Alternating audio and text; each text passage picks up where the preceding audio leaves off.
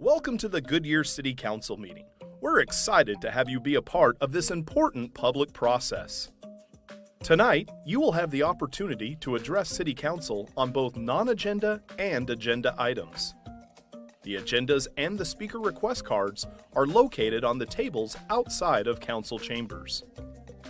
You must fill out a speaker card in order to address the City Council.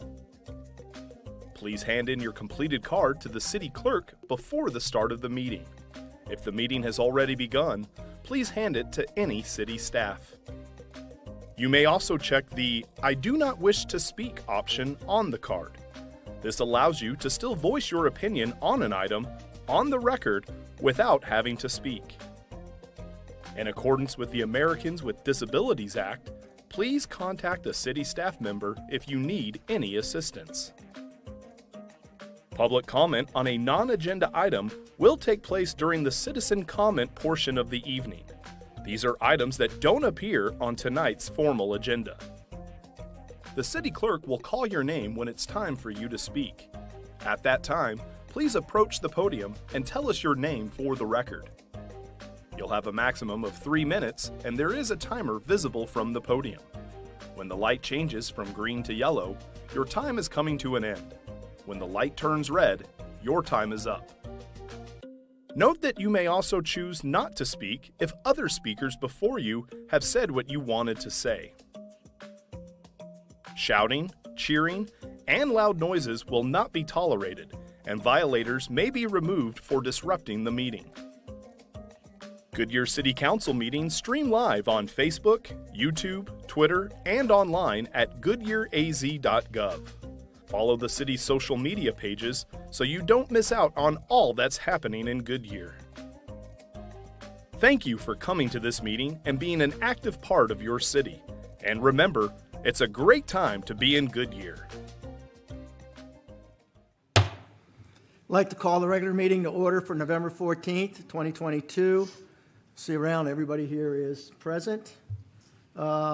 Please join Councilmember Bray in the Pledge of Allegiance and invocation. I pledge allegiance to the flag of the United States of America and to the republic for which it stands, one nation, under God, indivisible, with liberty and justice for all. Dear Heavenly Father, we thank you for all the many blessings you have given us. We pray that you open our minds and our hearts and guide us this evening as we make important decisions for this city. We especially pray for those that have chosen public service that work here for the great city of Goodyear, and especially those first responders that put their lives on the line. May you bless them and protect them. In your holy name we pray. Amen. Thank you, Councilmember Bray.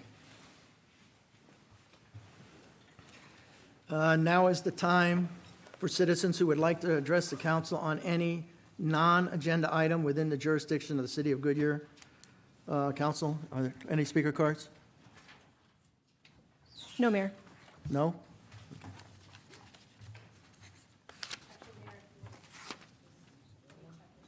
Oh, hold on.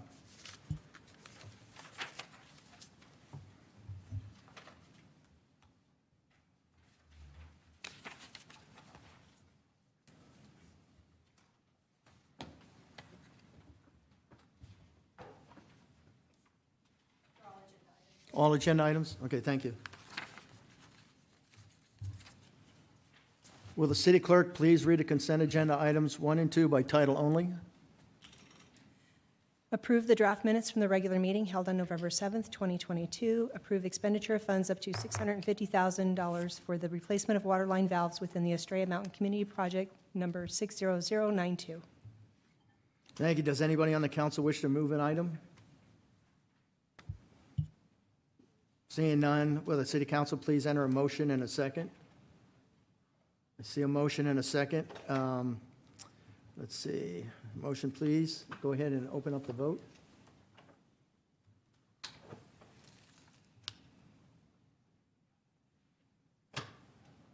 Passes 7-0. All right, let's see what else we got here. And then we have, there's 4 public hearings on the agenda. First public hearing item is to consider the approval of a use permit for a convenience use for McDonald's drive-through at the northeast corner of Indian School Road and Cerevel Avenue. Open the public hearing. Please introduce yourself. Thank you, Mayor, members of council. I'm Alex Listinsky, Senior Planner. My first item before you tonight is, as you mentioned, the McDonald's use permit at PV10. The subject property is located at the northeast corner of Cerevel Avenue and Indian School Road. The property is 0.6 miles east of the Loop 303. The PV 303 corridor to the west includes several industrial uses like UPS, Sub-Zero, REI, XPO Logistics, Best Buy. Zooming in a little bit closer, you can see the vacant property on the corner is west of the Palm Valley Phase 5 single-family development, north of the Pebble Creek Phase 2 development. And the proposed McDonald's site is within this red box on the southwest corner of the property.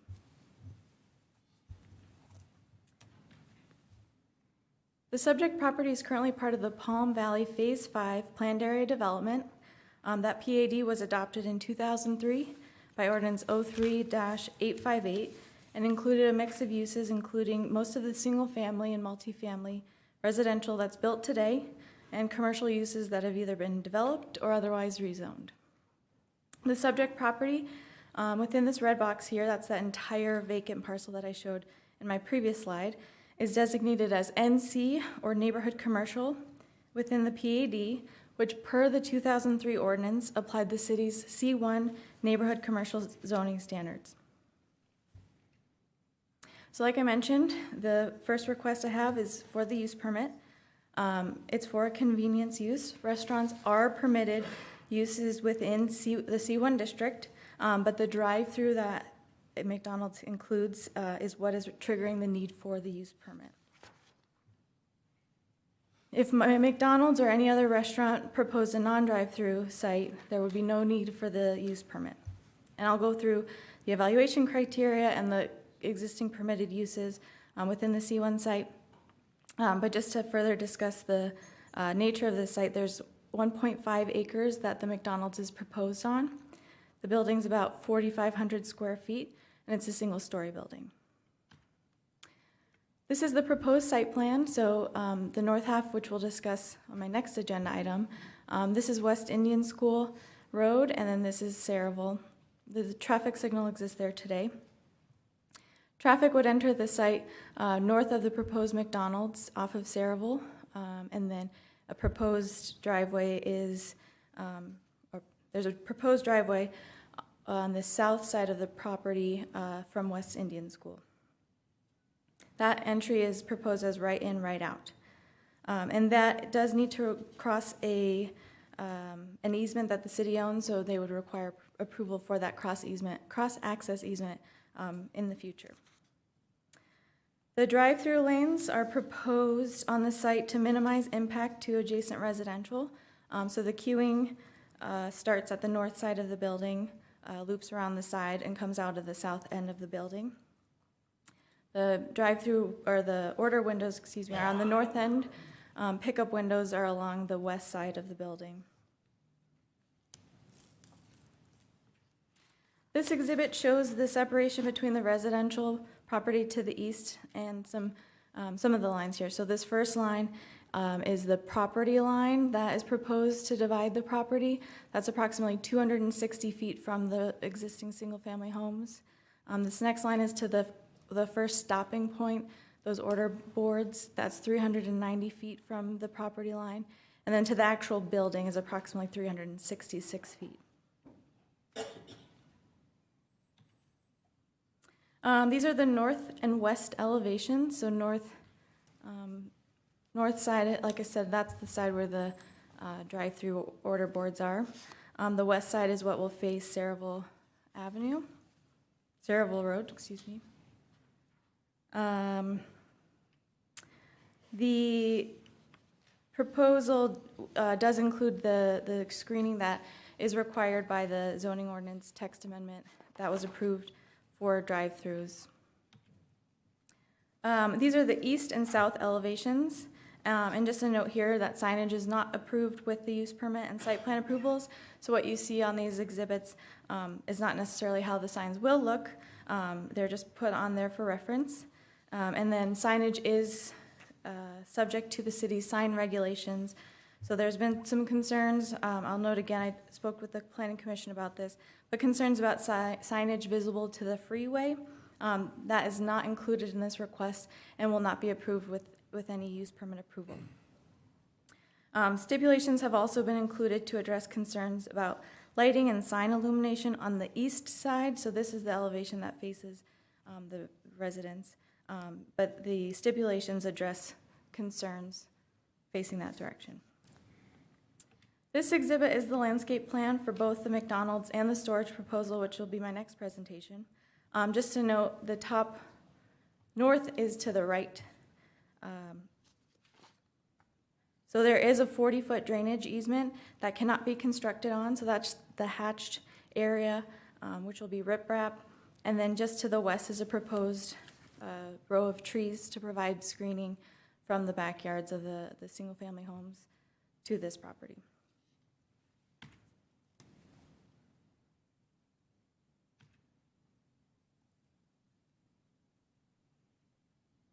Just a second.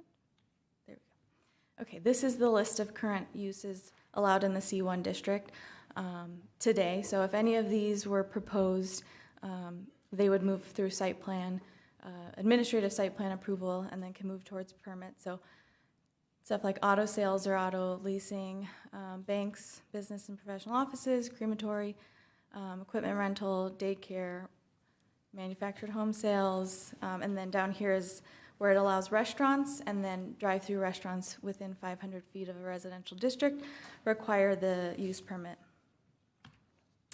The use permit evaluation criteria are mainly 2 points. The use will not be materially detrimental, and the use is reasonably compatible with surrounding areas. The size of the proposed parcel is adequate for the proposed use and queuing, and there was originally a request to run the business 24 hours. Staff has not imposed time restrictions in the past based on the nature of drive-through uses, but the Planning and Zoning Commission did recommend a stipulation restricting hours, which I'll go through at the end of my slides. The additional use criteria, evaluation criteria, is the adequacy of the size of the parcel. Like I said, it's sufficient. I jumped ahead in my slides here, I apologize. But Planning and Zoning Commission did recommend that 5 a.m. to 10 p.m. restriction. As far as traffic mitigation, the major off-site improvements are already completed. There's one new turn lane proposed off westbound Indian School to provide the secondary access that I mentioned. And finally, there were no other concerns related to inclusion of drive-throughs or of the drive-through lane on the restaurant. As required by the city's public hearing requirements, the notice requirements included signs posted to the property, postcards sent to the property owners within 500 feet of the property. On July 13th, staff hosted at the Goodyear Municipal Complex a neighborhood meeting. There were approximately 50 residents in attendance, and their concerns were related to restaurant odors, increased traffic, noise, lighting, crime, and safety. For the public hearings, I did already mention the sign posting. There was a meeting scheduled in October before the City Council. The applicant did request the cancellation of that meeting. Staff sent out all the required public notices again, updated the sign, sent out new postcards, and informed as many residents that we knew were interested in the topic that we were rescheduling to tonight's meeting.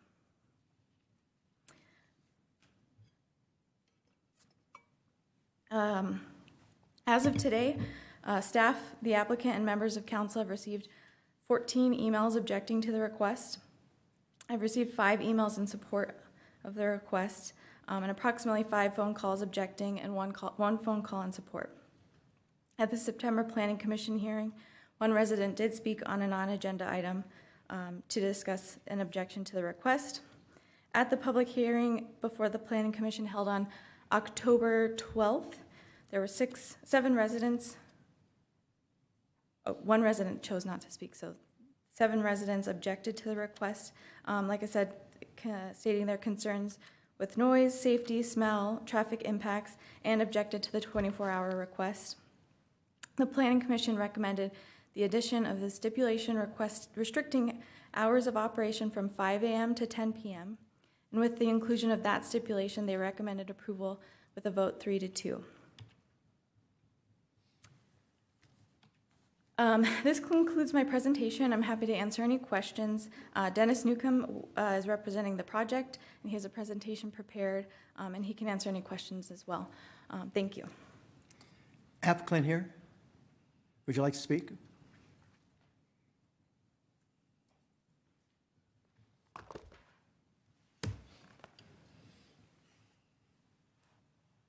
Thank you, Mayor, Council. Dennis Newcomb, Gambit and Burnham, standing in for Manjula Vaz. Unfortunately, she's not feeling good this evening, and she's watching from afar, so hopefully I'll do well this evening. First off, Alex, I want to thank staff and all this. This has been a one-year time process to get to this point, and working with staff. Alex, this evening, presentation was thorough and complete, as she was in this review, thorough and complete, as was all of staff in this review. So just to want to lay that predicate on the table.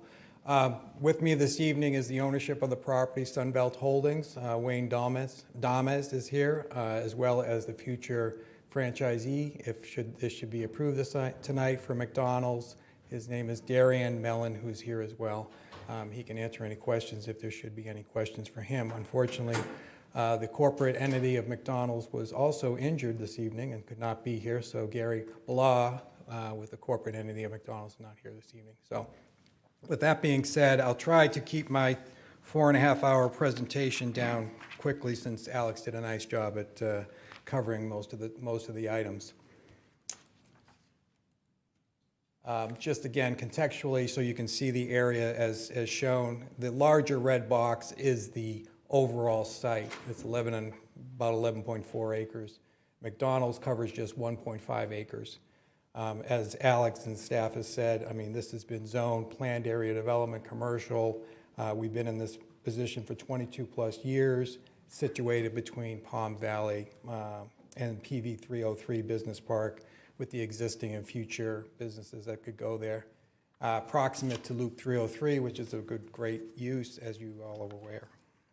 What we're seeing here is just, again, contextually, I don't mean to be a professor, and that's not my job here this evening. You all know the general vicinity of the area, where we're at, and with all the commercial and retail proposed to be built, industrial, and all the other users that are coming on board. And again, that little dot right there is what we're talking about here today. Again, be it McDonald's, correct, restaurant, it is a drive-through that we're looking at here this evening. Again, contextually showing you closer in on the property, as here's the McDonald's. The next case talks about the dollar storage to the north. You'll see a 65 LDN line here. That's the Luke compatibility land use area line. As you note with this line, you see where development is more in line with that 65 LDN. The more less noise sensitive uses are to the north, if you will. The more sensitive uses are to the south, residential being one. Again, the overall development is McDonald's in the corner, the hard corner here, Indian School in Saraville. We have the remaining acreage over in this corner here. It's about 1.4 acres roughly, maybe 1.8 when you include the little drainage channel here. 6.5 acres to the north, as well as would be the dollar storage. Zoning allows 2 stories, 30 feet. That's consistent with residential, very compatible with residential. That is what this district allows. That's what the district accommodates for, and that's what residential districts accommodate for. As you heard this evening, restaurants could go in here by right, could be a barbecue restaurant without a drive-through. Again, the focus is on the drive-through here this evening. So with that said, if it was a barbecue restaurant that went in, you would not have any discussion regarding odors, lighting, signage, and all that. Our applicant, our client, has agreed to strenuous stipulations, and we're appreciative of them. in doing so, and a lot of that is done because of their belief in the community, their longevity in the community, and trying to be a good neighbor as best they possibly can. So they've given to those stipulations. 1.5 acres. Again, Alex, you did a nice job describing where all the queue lanes are, where the pickup windows are in the back. Again, Darien Mellon is a second generation local operator. The property allows for is a maximum 23 feet in height with some undulation up to 26.5 feet.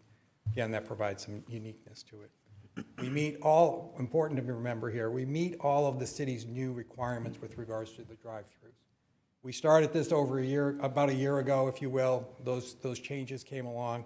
We relished that. We took it on our into our hearts and endeavors to make sure that the design worked for the overall site, and it does.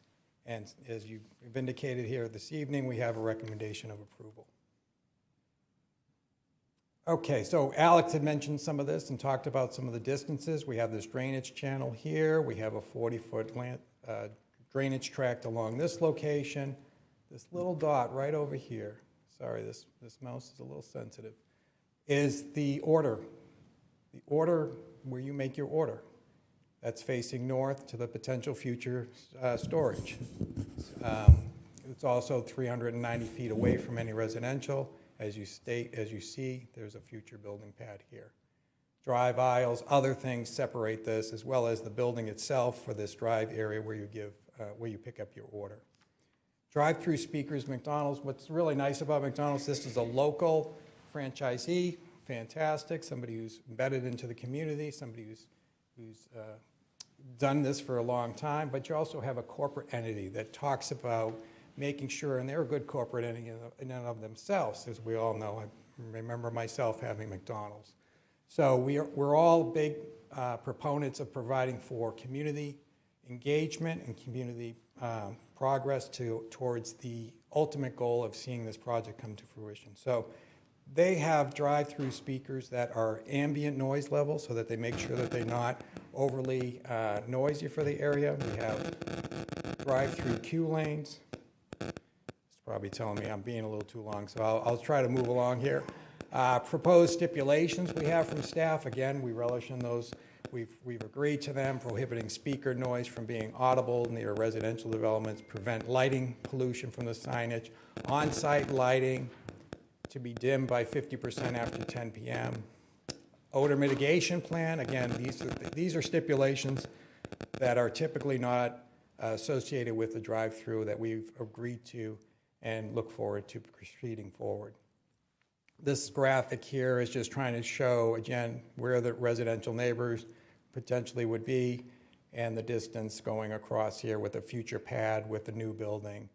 And again, landscaping, and then the McDonald's building, and then this is the drive-through window. Again, very handsome, nice design. McDonald's does a nice job. Like this graphic, excuse me, it's the northeast corner of Indian School in Saraville. As you can see, it's very well articulated, designed, landscaped. As you can see, there'll be a future building here, and the residences would be further to the east.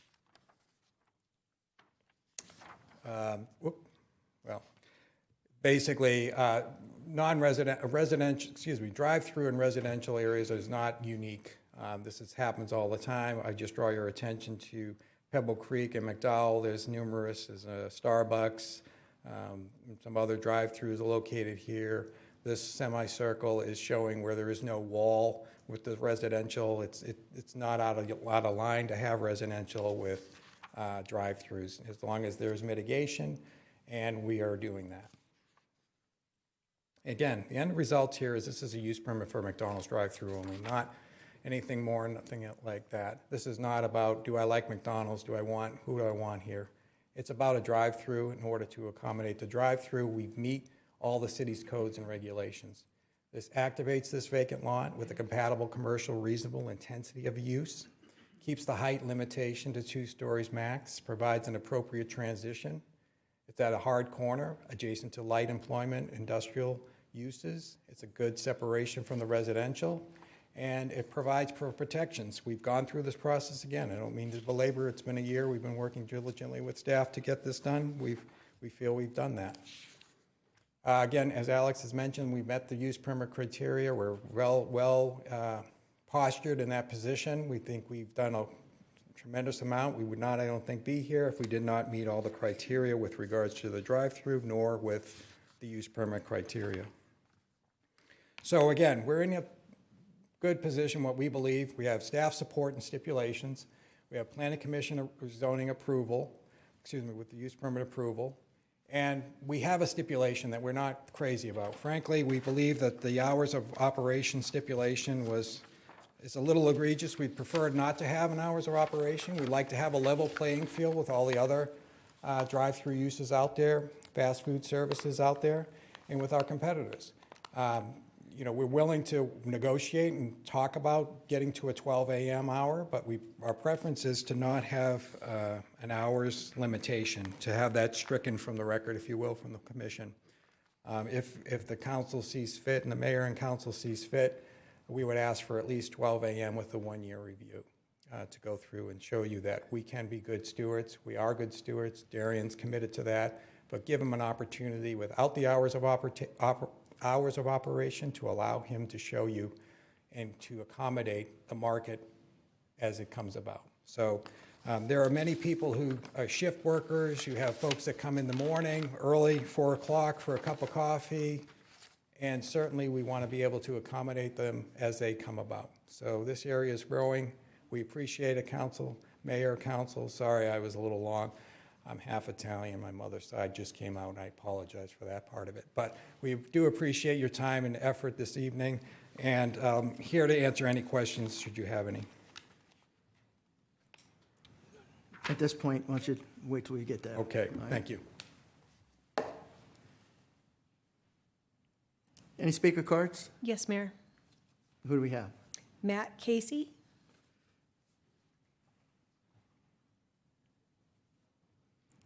Hi, Matt Well, Casey. before you start, each speaker is limited to 3 minutes. There'll be a yellow light will pop, let you know that you have 20 seconds left.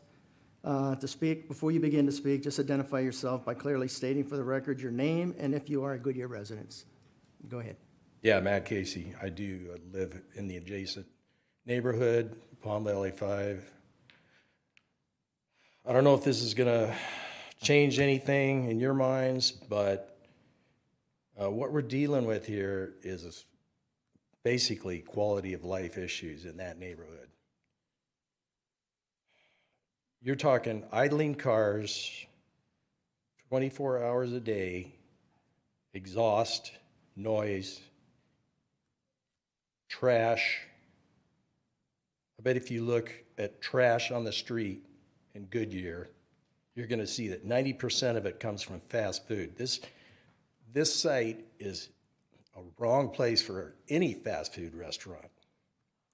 You've got noise problems, you've got traffic issues at that intersection right there with UPS, a lot of UPS traffic, and that traffic is going to be a mess on Cereval Avenue. And that's a safety issue. The main thing that really bothers me is the smell. Now, you can smell a McDonald's a half a mile away. The prevailing winds in that area come from the southwest. That blows everything right into our neighborhood. I don't want to go out in my backyard and smell French fry grease every time I go out there. And that's what's going to happen, because that's the way the wind blows.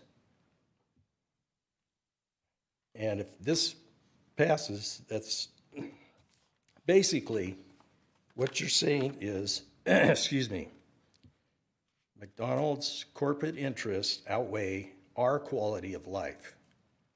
Because our quality of life is going to go way down.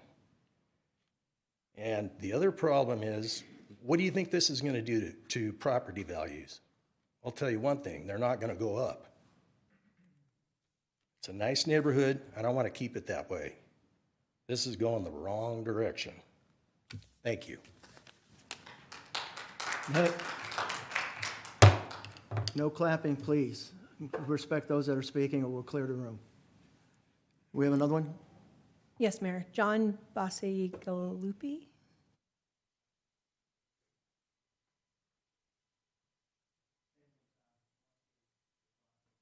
And no clapping. And good pronunciation of Bacigalupi. Thank you. I'm a resident. I live directly next to this, and I agree with many of the comments there. You know, the thing I would add, we wouldn't be having this if they would have chosen a site that was 500 feet away from our houses. And the smell has not been addressed specifically. There's scrubbers, but until they have specifics about how the odors are going to be controlled, and the same with the noise, saying state-of-the-art technology. Well, the state-of-the-art technology was also rattling while he was speaking. That's not specific. We need specifics on how this is going to not be materially detrimental, and that's what this is to all of our houses. So I would ask that until we have specifics about their plan, that we don't approve this. That's all I have. Thank you. Thank you, John. Anybody else? Lynn Seidel. Lynn?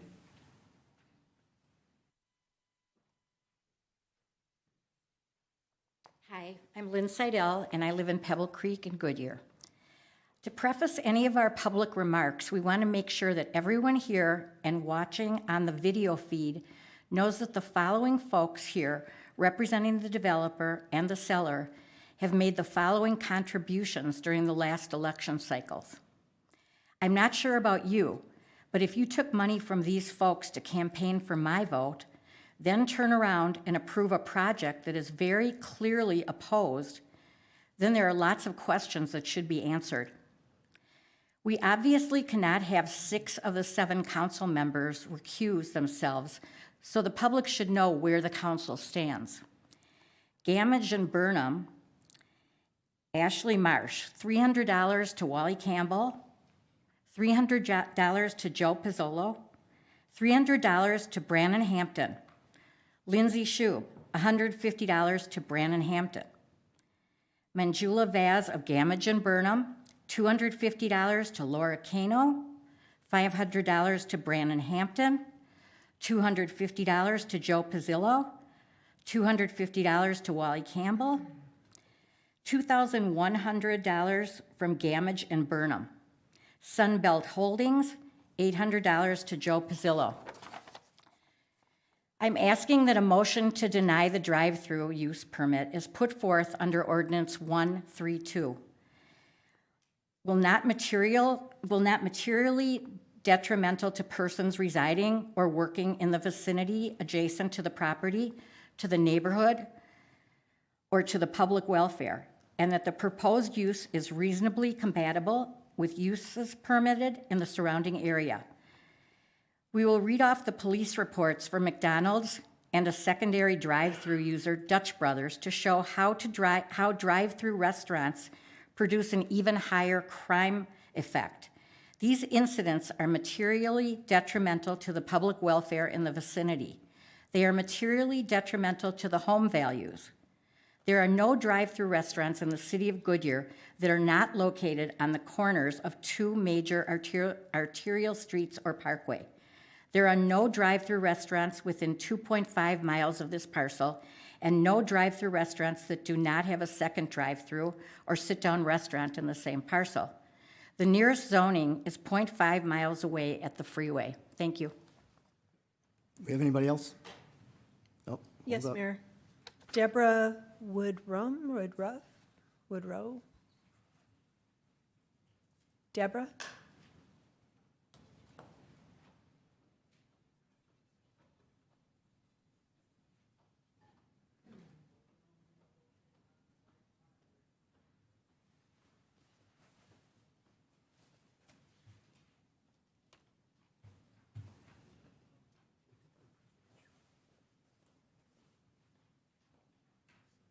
Hi, my name is Deborah Woodrum. I live right behind this parcel. The back of my property, I'll be able to see all of this, and I'd just like to say that I'm totally against having the drive-through there. I'm not against developing that corner, as long as it's something that fits into our area.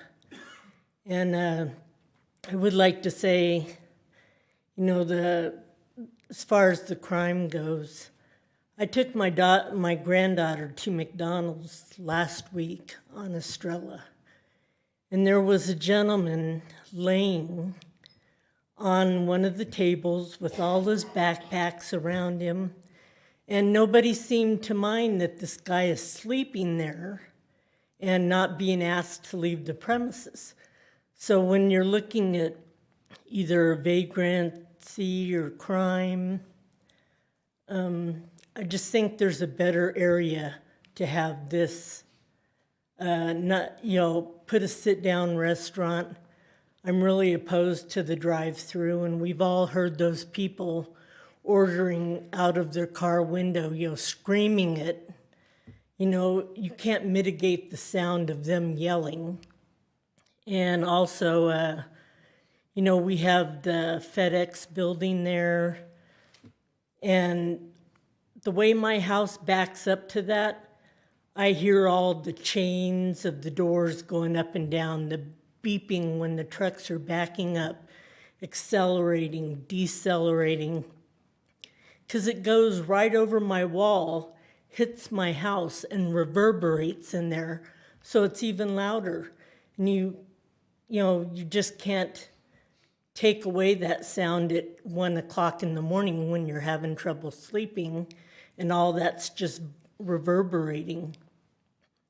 And I noticed the entrance off of Indian School they have going right behind my wall, and they're gonna drive around and get into the drive-through, and then when they're leaving, if they're leaving and they're on the west side of the building, they'll probably go right behind my house and drive out. So this really concerns me, where if it was a sit-down restaurant, people went in, they parked, you wouldn't have all those cars idling, the ones that are, that they've fixed, the louder mufflers and just sitting there idling. So that's all I have to say. I hope you turn this down. Thank you. Anybody else? Yes, Mayor. Nick Sylvester?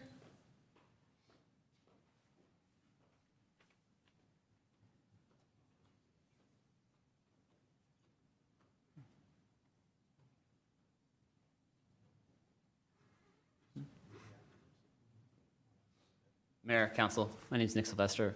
I live at 16136 West Glen Rosa Avenue, just probably 1,500 feet from the site. I'd like to start off just by acknowledging that John Rader, I don't know if he's here or not, but hey, John, thank you very much for all of your, to help me out with all my questions. I truly appreciate that. And so I want to just to say thank you and acknowledge to the council that John did a fantastic job on this. For an ignoramus like myself, that this is the first time that I've come into contact with city government, but I found that I was very passionate about this, and so we're asking again that someone put forth a motion to deny the use permit for this McDonald's.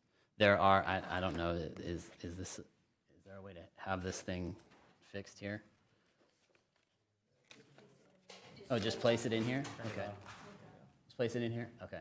Well, I was hoping that I would have my maps that I could show you that again, there are no McDonald's in the entire valley, that this is not a hard corner.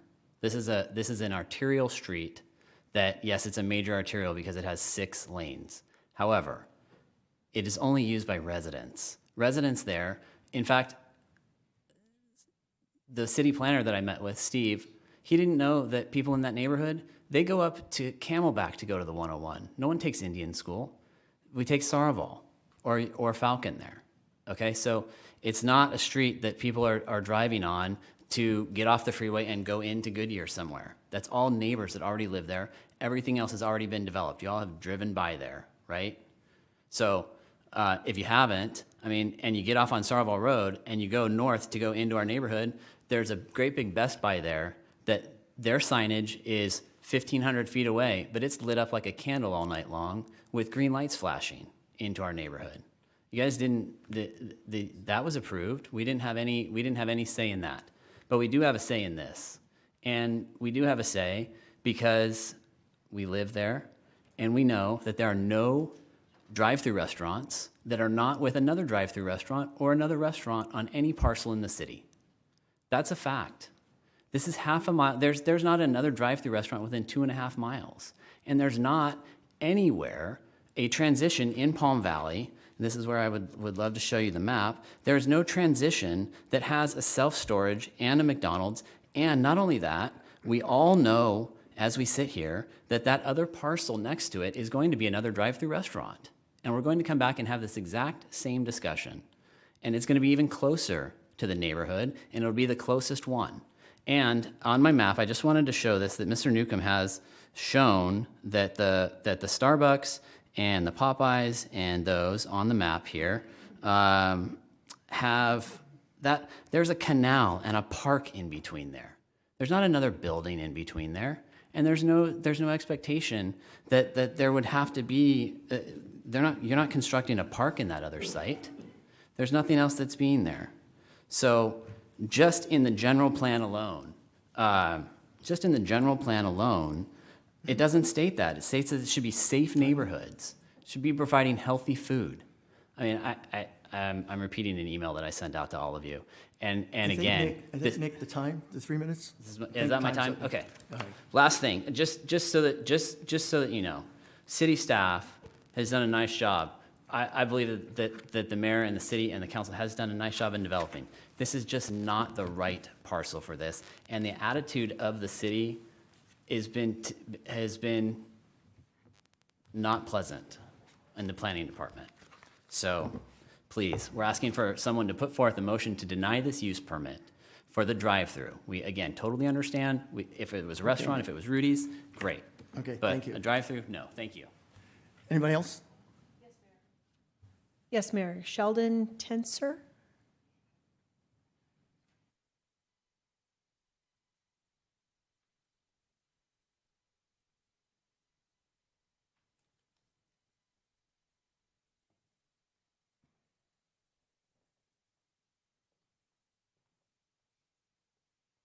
Hi, I'm a resident of Pebble Creek. I've lived there for approximately 8 years. I know Wally. I spoke to her a number of times about UPS and the noise. You know, the quality of life over this past 8 years have really gone down as far as I'm concerned in my neighborhood. UPS, I think, was a drastic mistake putting it where it was.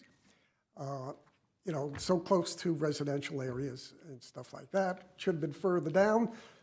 Planning Commission, the Planning Board did a horrible job. They rerouted Saraville, and they made Pebble Creek Parkway right into Camelback. I don't know, you know, I just got a list of incidents that have occurred at the other McDonald's, and they range from disturbances, thefts, drug use. Traffic is certainly an issue at that intersection. There is, I mean, all down Indian School, I mean, the speed limit is 45, but it's totally disregarded. I don't see any police action there very often. I'm just saying that it's an additional hazard or another reason to leave Goodyear and Pebble Creek. Thank you. Thank you. Anybody else? No, Mayor, that's it. That's it? Let's see, we close the public hearing, right? Let's see, will the council please enter a motion and a second to approve the request for a use permit for a convenience use McDonald's drive-through on 1.5 acres parcel proposed at northeast corner of Indian School Road and Saraville Avenue. Is that Dareville Avenue within the Palm Valley Phase 4 PAD, subject to stipulations? Do I see a motion and a second?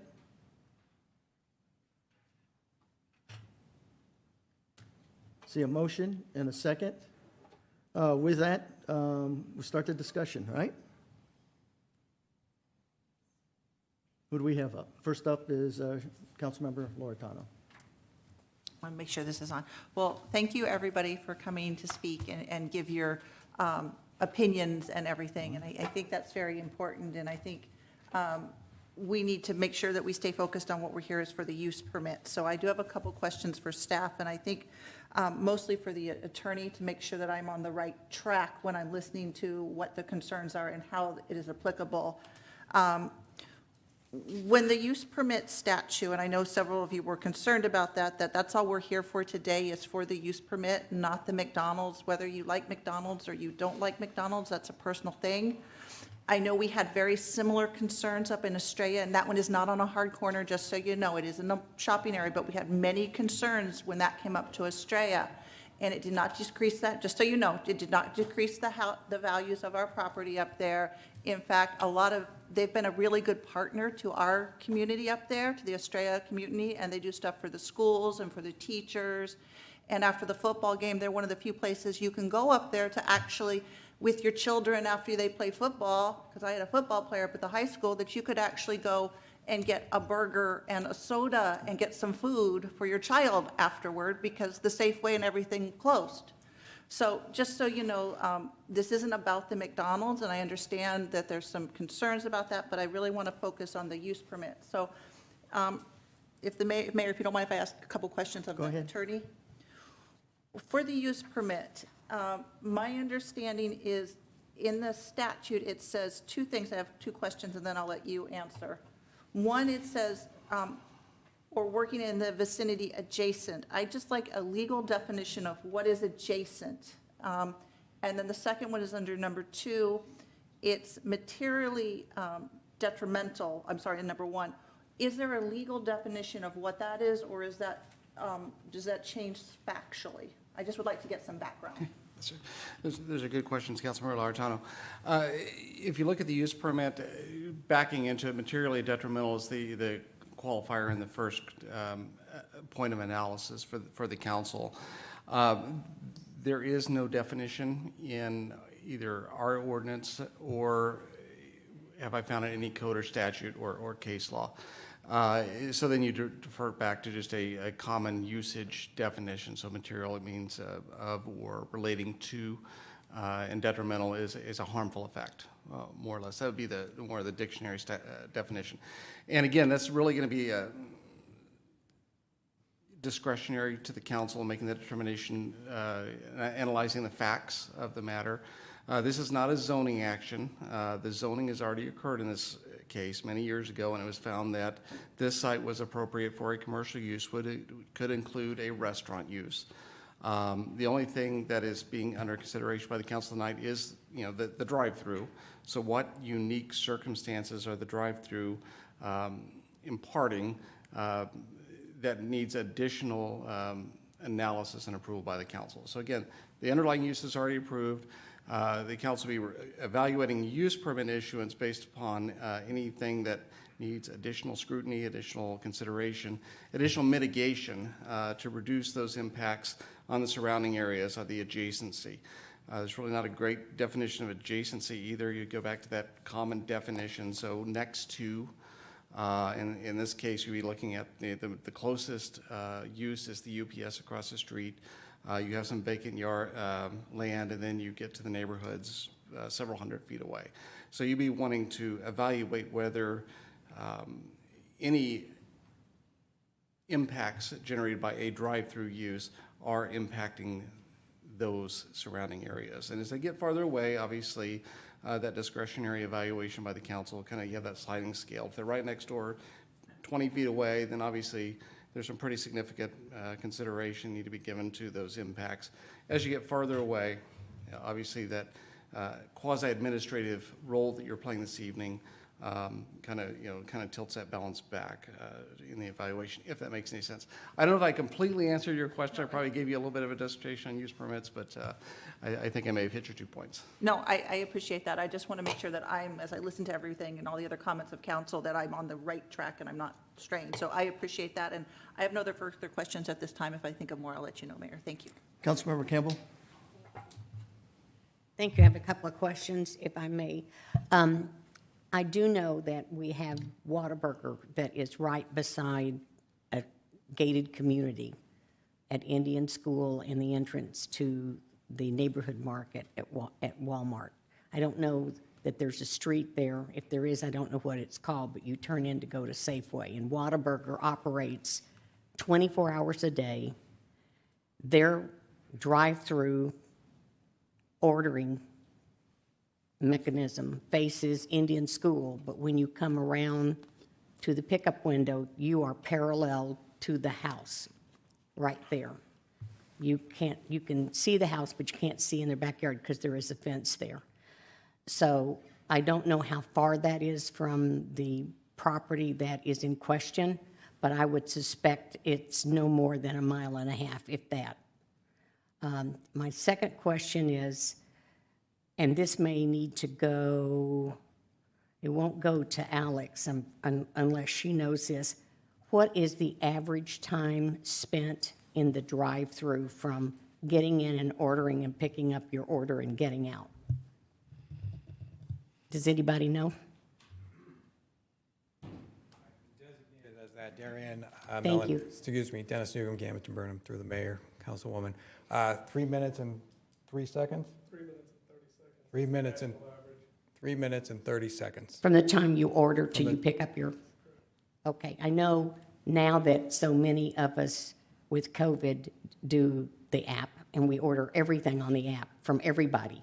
And when we get there, we hit the button that says, I'm here, and they bring the food out because it's already ready. So you're really not, I don't think you're there 3 minutes if you're doing that, because they're really quite good. I know on the drawings of this proposed drive-through that McDonald's has repositioned how you enter and place the order so that any conversation with their employees is facing the UPS facility. I'm sorry. I guess when you come in, you're facing the wall, the open space where something else is going to be built there. And you come around, and then the actual pickup window is against the UPS. And then once you pick up, you would come out, and then you would go out, Alex, on Indian School. That's how you get out? Exactly. I have my drawing here, but it's hard to tell what it is because I only have half of it. Yeah, okay, good. Councilmember Campbell, thank you. Once exiting. No, you're coming in from the top. Coming from the top. And placing the order there, and that, I don't know what you call what you talk into. Speaker. Your speaker, I guess, faces the vacant lot. And then you come around and you pick up and you're facing UPS, right? And then you come around the building and you're not around anybody, and you just come around and go out, and you're not even going beside anybody's house to leave, right? But coming in, you would go by somebody's house.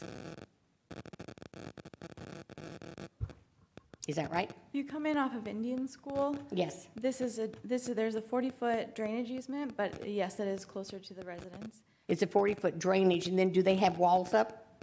The backyard walls. They've of the all got walls, residential- that's what I thought. I walked it last week, and that's what I thought I saw. Okay. That's all the questions I have right now, but I'll have some more in a little bit. Our clerk, can you hear the rattling? Can they do something? I think it's the streaming part. We're not real sure what it is. Okay. They worked on it a little bit from the last meeting. Okay. I just want y'all to know we don't do that on purpose. We're new in the building, and we've got a lot of bugs to work out with our PA system because we're not supposed to have that scratchy, rattling noise. Hold on. Uh-oh, yes. Okay. Here, but it has something to do with your mics being on and this mic at the same time. There's some crossing. So when we have presentations down here, we're able to mute your mics up there to minimize this. Something we need to fix. Okay. It's annoying. So that's what's causing it. It's this. Okay. So should we turn our mics off when we're not talking? Yes, please. And Okay. Vice Mayor. Anyway. Yeah. Okay. Or we'll mute it until you speak.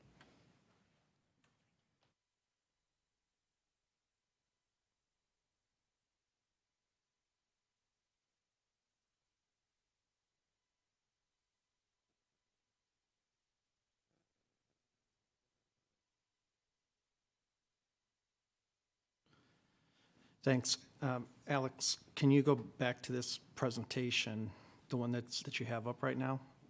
And then I think it's back, maybe back a slide or two. You were just there. The one that shows the Luke LD lines. That one, actually, that's actually probably the best one. So, since most of you are, well, first of all, thank you for everybody for showing up tonight. I know that that's a big, it's a big undertaking to try to get out here and share what you're at. I'm, I guess, the resident educator on all this stuff. If you notice where the difference between that yellow and white is at the top of this screen, and that line that arcs through there, that's the Luke exclusionary building area where they've severely limited what can be built in there. That's why the houses are arced in that area. That's why at the end of the street there's a park and not a house that backs up to Charles. It's because of this delineation line, if you will, from Luke. So there's not a lot that can be built in those areas, and it's very specifically designated by state law and some of the, and Luke's participation in the development process. So just to kind of point that out for everybody, because the comment was made about UPS and in that particular area, and that is one of the allowed uses, is one of those distribution centers. Now, I realize that has caused a great deal of pain and suffering for those in the area, particularly with the 24-hour cross-dock scenario. And for those that live off of Indian School by Pebble Creek there, it has really been a sore spot. So one of the ways that we can try to minimize some of that is to put buildings between you and it. So that's just kind of part of that. There's been a lot of discussion about traffic and whether Saraville is actually a major road or not, and it is. It is not the same designation as Indian School, but the traffic that is flowing through Indian School, a lot of it coming from the west is actually coming from Buckeye, because Indian School is a major regional arterial, just like Camelback is. I think there's part of us who live in Palm Valley up in the north there that would like Camelback to remain a 2-lane road as it goes through. That's just not practical. That is a major east-west transportation hub for the region. So Buckeye, the county, we use it. Litchfield Park has got some component to that. So we really kind of struggle with this particular area, but know that these commercial parcels, and then everywhere to the north of this, of where you and I both live, is all zoned for industrial. And that's exactly what is going to be plopped in there as time rolls on, is going to be industrial. Now, industrial can be a small mom and pop kind of industrial. The parcels are not big enough for anything the size of UPS, but we will see some development in there simply because, as we heard at our 5 o'clock work study, we are becoming a regional hub for the U.S.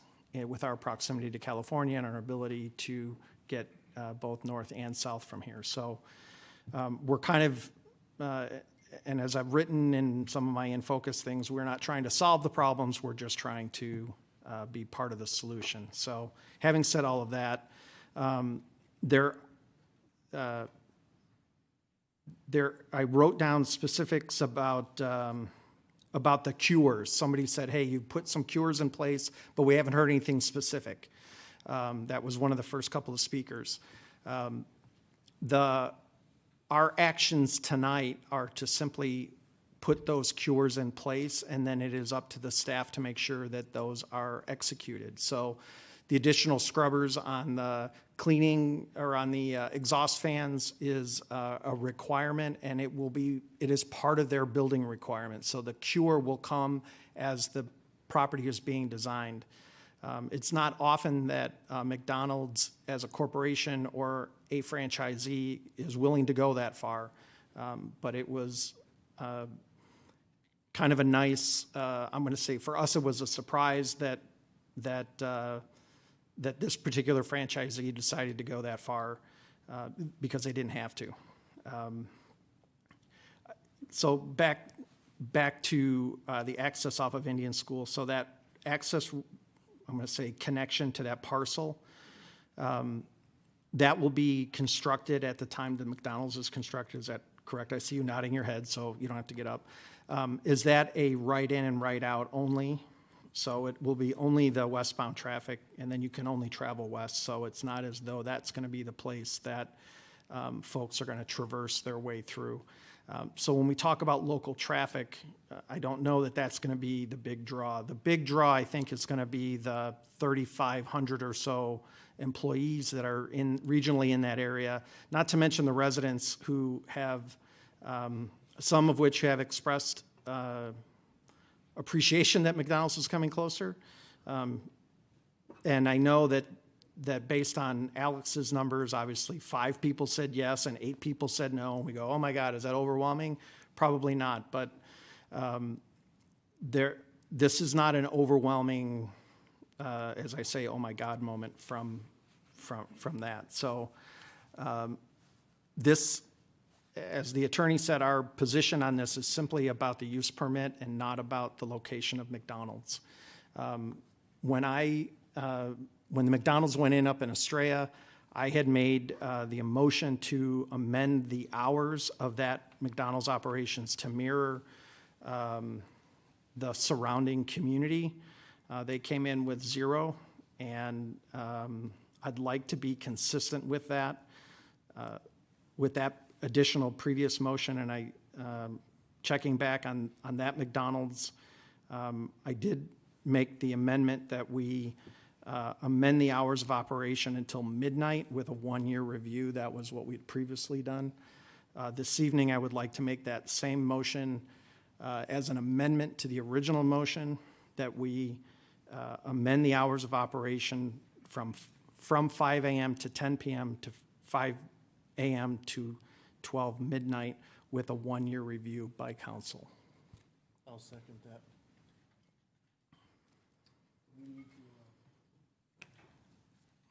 Vote on the motion. Vote on the amendment. Vote on the amendment, rather. Just the amendment. Just the amendment? City Clerk? Mr. Mayor, yeah, you have a motion and a second. Now you can debate the amendment, and then if anybody else wants to comment on the amendment, and then you'd take a vote on the amendment itself, not the overall matter. Okay, so we're looking for discussion on the amendment then? Just the Correct. Amendment. Just the amendment. And, well, you're up. So do you want to make a Yeah, I'm okay with the amendment. How does that process work with the 1 year? Do they come back to council here, or is that administrative? And what's the criteria for it to keep going or not? Well, the motion, yeah, the amendment as made by Councilmember Stipp was it's going to be a council decision. So it'd come back for a council review. I don't believe it's the full process, but it would come back in front of council to revisit that stipulation. And then at that point, we would decide if it can expand out to 24 hours, or whatever the No, timing, whatever it ends up being. Correct. Okay. And that is consistent with the motion that I had made at the previous McDonald's as well. Okay. I'm kind of looking, I'm getting older, so I'm trying to remember. I'm getting old too, but. Yeah, we are in parallel path. But I do remember there was that stipulation at the McDonald's. Any other want to discuss? That's my comment. Thank you. Okay. Any other discussion? I have no issue with that. We remove the stipulation. See no other discussion on the board? Just the amendment. Just the amendment. All in favor of just the amendment? Amend the motion to have the hours be 5 to midnight with a 1-year review. Just the amendment.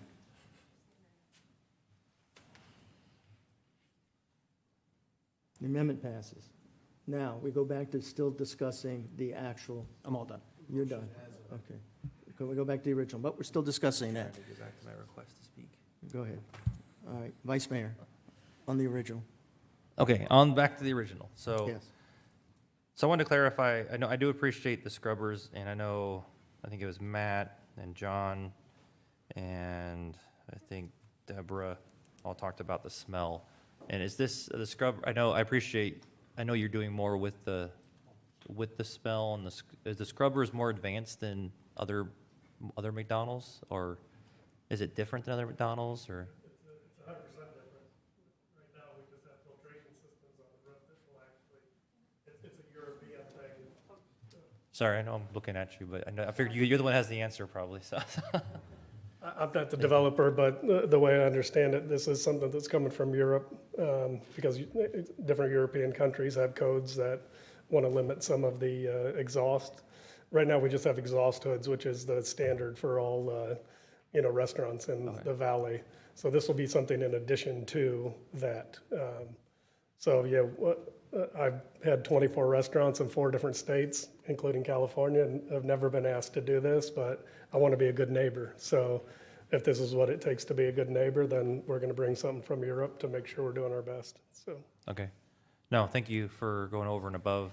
I mean, I remember I used to work at McDonald's off of Dysart there because I'm a local guy here too. So it'd be interesting to see what that would look like. So, and I appreciate you going over and above that. And then going back to, I think it was Lynn's comment, we talked about we're just talking about the use permit currently, and I think the city attorney talked about that use permit and what that looked like to Lynn Siddell's comment as well. And then there's another comment, I think it was Nick that brought up. So I know that area, I know most people don't see everything that's going on in the area, but I know over by the Refinery Church, I think there's at least 2 or 3 more drive-through restaurants that are going to be in that area. There's going to be another storage area and another drive-through near Vanderbilt Farms, and they have no real walls at all in their development. So there's other similar areas that are just not built yet. They could be built tomorrow. They're just not built up yet. So I know I'm trying to stick close to this is just for the drive-through use, but I know it could be something different tomorrow if we did nothing. It could still be a restaurant. It could still be something, a crematorium. It could be something that could be not worse, but something else. So without us even seeing it tonight. So I am in support of the drive-through as per the stipulations that we talked about. So I might have some more questions later, but that's what I got for now. Thank you. Kano, Councilmember Kano. Thank you, Mayor. Alex, I'd like to ask a question about traffic, and specifically, has there been any type of traffic study required? I saw in the sites, the maps, that it's all been zoned for business park. Has traffic been a consideration?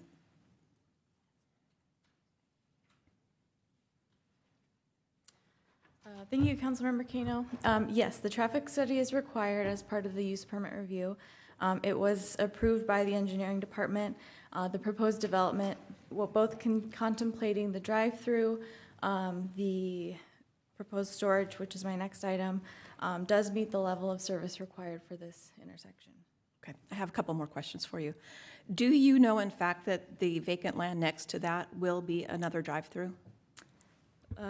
Thank you. There's no request in, that would require the same process. There's not been any inquiries, pre-applications, submittals, anything that's been submitted to the city with a drive-through.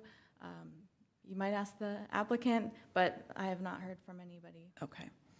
And are there other fast food projects that are already being considered or approved between this site and the 303? Between Saraville and the 303, Vice Mayor just referenced on the south side. There's been some recent projects. I didn't work on them, so I might have to phone a friend here, but there were a couple of drive-through that I think the council considered, but I haven't seen it. I don't know of the approvals off the top of my head. I'm sorry. Okay. In the list of possible businesses this could be, could that include a tire shop?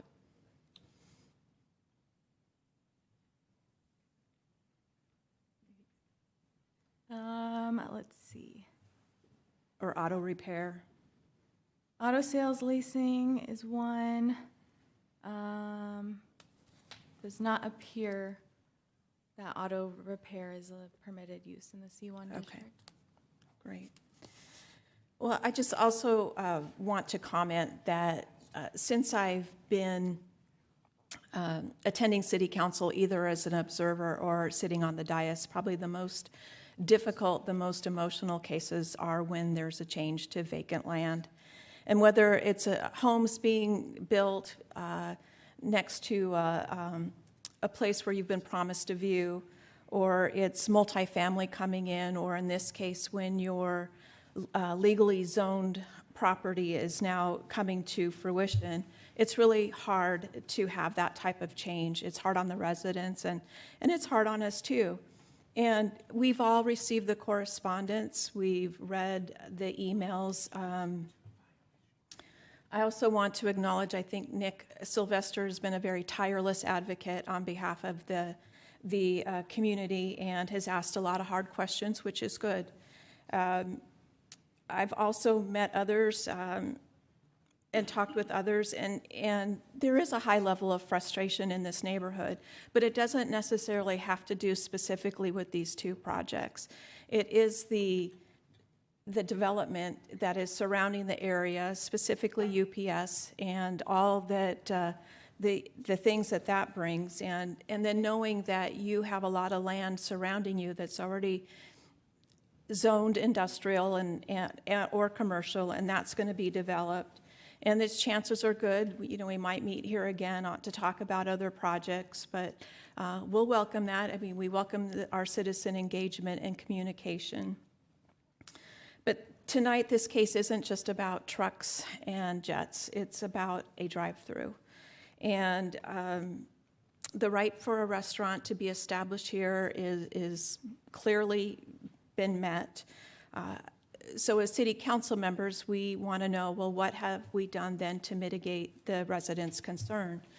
So there's been a lot of discussion, very, very thorough stipulations, and even as Mr. Mellon mentioned tonight, it's important to him to be a good neighbor.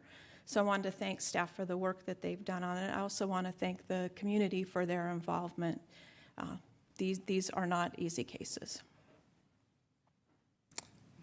Thank you. Do I see anything else? Again, unfortunately, being last in all of this, from a comment standpoint, pretty much a lot of it's already been discussed. My biggest concern, and I think Mr. Mellon had addressed that, is the smell in the scrubbers. I know personally, you were looking at, would you come on back up here for a second there, Mr. Mellon? Some sound mitigation on the speakers as well.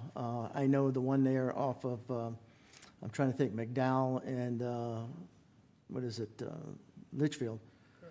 Be honest with you, when I go through there, maybe my hearing might not be the best, but I typically can't hear what the person in front of me is ordering, through the speaker. And you had mentioned you were going to even tamp that down a little bit, right? Yeah, that's right. We'll have the professional people come in and make sure that they measure the decibels, and they use high technology. They'll walk out to see how far the decibels carry. We'll make sure that it's, it doesn't impede any residents at all, for sure. Okay, and you did some light mitigation as well, correct? Yeah, we'll have light dampers to make sure that it goes directly on the ground, that it doesn't have any light spread. And again, we'll use a professional lighting company to come in and make sure that, there's no light bleed from our property to the residents, or especially to the other. And Alex, those are in the stipulations. When it gets built, you'll make sure that's all mitigated. Thank you, Mr. Mellon. Thank you. Anything else? We have another one? Yeah, Bill? just, Yes. how is that monitored? I think that's code enforcement, but I'm looking at Christopher. Can we just kind of explain how that part of this process works as well? Not only during construction or during design, but following as well? Sure. And give a phone number that the residents can call when they have a problem with that then? Sure. Mr. Baker's members. Yeah. Thank you, Mayor, Councilmember Stipp. So a couple of different paths here. During the construction document review process, building safety staff, planning staff, and civil engineering staff benchmark the approvals against the stipulations that council approves. So there's a check there to make sure that the applicant and the builder and the professional designers who are submitting those plans and what we're approving is in accordance with council's policy direction and approvals. So that's the first step, the review on paper. The second step will be the field inspections that the building safety and the civil staff will do as the process or the project is constructed. They will ensure that what's put into the ground and vertical to the ground is in conformance with the approved paper set of plans. So there's that second step. And those all have to be signed off on before the certificate of occupancy to be issued so the business can operate. So that is the final step, is we'll ensure that all of that is in accordance with council's approvals. After occupancy, if there are concerns about lighting or noise or sound or things of that nature, the public has an opportunity to contact code compliance. And then code compliance opens up a case and does an investigation to ensure that they're operating within the appropriate parameters that include city ordinances and any specific stipulations associated with that case. If they're not, if a business is not operating in accordance with those stipulations and those measures, then a notice of violation is issued and we can go through the enforcement process. I will say that the opportunities or the times that code enforcement has been involved with businesses who are operating outside of the normal parameters, it's usually in education, in which case that's the first thing that the code compliance does is to educate the business, hey, you're operating outside of these parameters, and we're very successful in achieving voluntary compliance. Very rarely do we ever have to go to issue a citation and go to court. We prefer to go through the education and make sure that people, operators, managers, all know what the rules are. You got your answer? City Clerk, I don't see any more discussion? Mayor, Yes. if I may, Councilmember Stipp asked for the phone number for code compliance, and just to put it's 623-882-7815. All right, voting's enabled. No.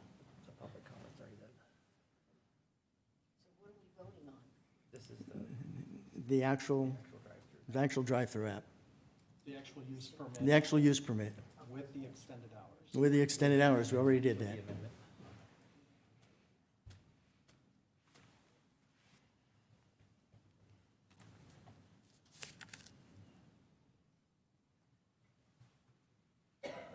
Is everybody in? Ayes have it, 7-0. Next public hearing item is to consider the approval of a special use permit for Dollar Self-Storage at the northeast corner of Indian School Road and Saraville Avenue. Please introduce yourself. Public hearing is open. Thank you again. Alex Listinsky, Senior Planner. My second item is not far from where we just discussed, approximately 0.6 miles from the 303. This one is technically at the southeast corner of Saraville and Charles Boulevard. I discussed the history in my last presentation, but just as a reminder, the entirety of this vacant area is within the Palm Valley Phase 5 PAD under that 2003 ordinance and designated as neighborhood commercial, which does apply the C1 neighborhood commercial zoning, city zoning ordinance and development standards to the property. The request tonight, within the zoning ordinance, mini storage and recreational vehicle RV storage facilities may be considered in commercial districts, subject to the approval of a special use permit by City Council. The proposed site is 6.5 acres. That includes 5 one-story storage buildings, 1 two-story building, and then 66 covered RV parking spaces. Within the actual enclosed storage buildings, there's 939 individual units proposed ranging in sizes. So just south of the page here is the proposed McDonald's. Just north of this line is the proposed storage facility. So main entry exit is off North Saraville Avenue. That there's a gate here, some parking spaces to get you to the office. And then on the north side, letting out onto Charles is an exit only, and then an emergency secondary access. And then let me just clarify too. The building is on the edge of the property, meeting the C1 development standards. All of the buildings that surround are 1 story, and then that 1 2-story building is centralized within the project. And then just north of that is the RV parking spaces. Just that separation from the residential property, 106 feet approximately to the RV parking spaces, like I said, with that building in between, and then that approximate 40-foot drainage easement. At this point is about 49 feet. That's from the actual building, that single-story building, to the backyard property line of the single-family residential. And then down here, like once again, this is a 1-story building. To the 2-story building is approximately 103 feet to the residential property line. This is the north and south elevation, so along Charles and then within the McDonald's future commercial pad site, you'll see these elevations. And then the east elevation is up against the, with that 40-foot easement facing the residential. And then along Saraville Avenue, you can see the gated entrance, and then the building elevation. Once again, this is that landscape plan for the entire site with north to the right. So Charles Boulevard over here, Saraville on the top of the page, calling out that riprap drainage easement area, that row of trees, and then within the storage site. I won't repeat this, but this is the list of commercial uses allowed today. We talked about this one a little bit in the last presentation. One thing I wanted to call out specifically here, because the special use permit criteria is a little bit more extensive than the use permit criteria. That is the site in conformance with the adopted general plan and any adopted area plans. And we did previously reference that Luke compatibility land use area. Half of this site is covered by that overlay. Therefore, only a handful of uses are actually permitted. Typically lower density uses, lower populated uses, where the proposed storage seems to be a good use just because there's not that many people there throughout the day,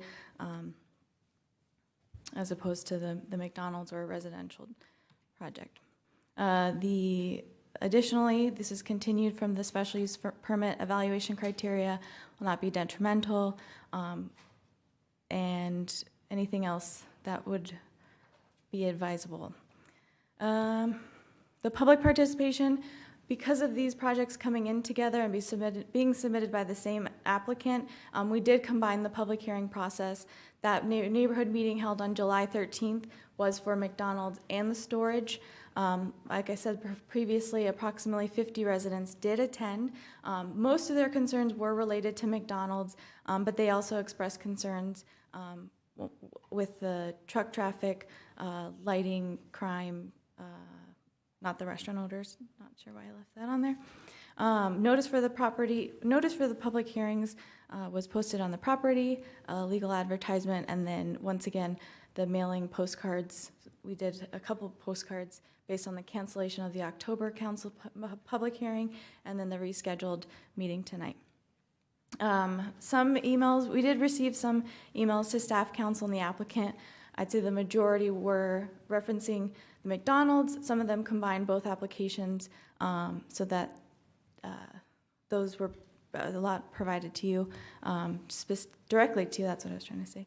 A few phone calls received with concerns, once again, mostly related to McDonald's, but these were concerns relating to lighting, RV parking lighting, and then two-story incompatibility with the single family to the east. At the public hearing before the Planning and Zoning Commission held on October 12th, there was one resident that did speak in opposition, specifically related to those lighting, RV lighting, and that compatibility of the two-story building with the residential to the east. Staff does find that the proposal complies with all the evaluation criteria. We included 10 stipulations in the staff report. Stipulations were included to address resident concerns regarding lighting, so internalized in the RV parking, those will be underneath the canopy, so you wouldn't see light exposed outward. And then the Planning and Zoning Commission did recommend approval 5-0 at the October public hearing. That concludes my presentation, and I'd be happy to answer any questions. And then Dennis Newcomb also represents the applicant for this project and can present or answer any questions as well. Thank you. Thank you. Is the applicant here? Would you like to speak at this time? Real briefly, again, Dennis Newcomb, Gamage and Burnham, standing in for Angela Vaz. Again, with me this evening on this property, as well as Sunbelt Holdings, Wayne Damas, as well as the potential storage ownership, Jack Thompson. Again, we appreciate the time and the opportunity to be here. If there's any questions, we're here to answer any. All right. Don't you go ahead, we'll see what kind of comes up. Any speaker cards? Yes, Mr. Sylvester. Mr. Sylvester, come on up.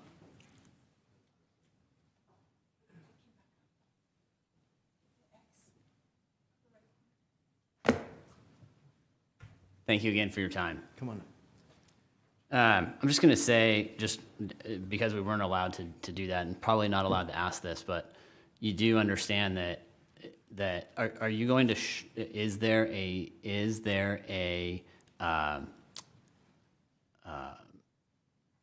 if the you can't tell if there's a smell until they build the building and cook stuff.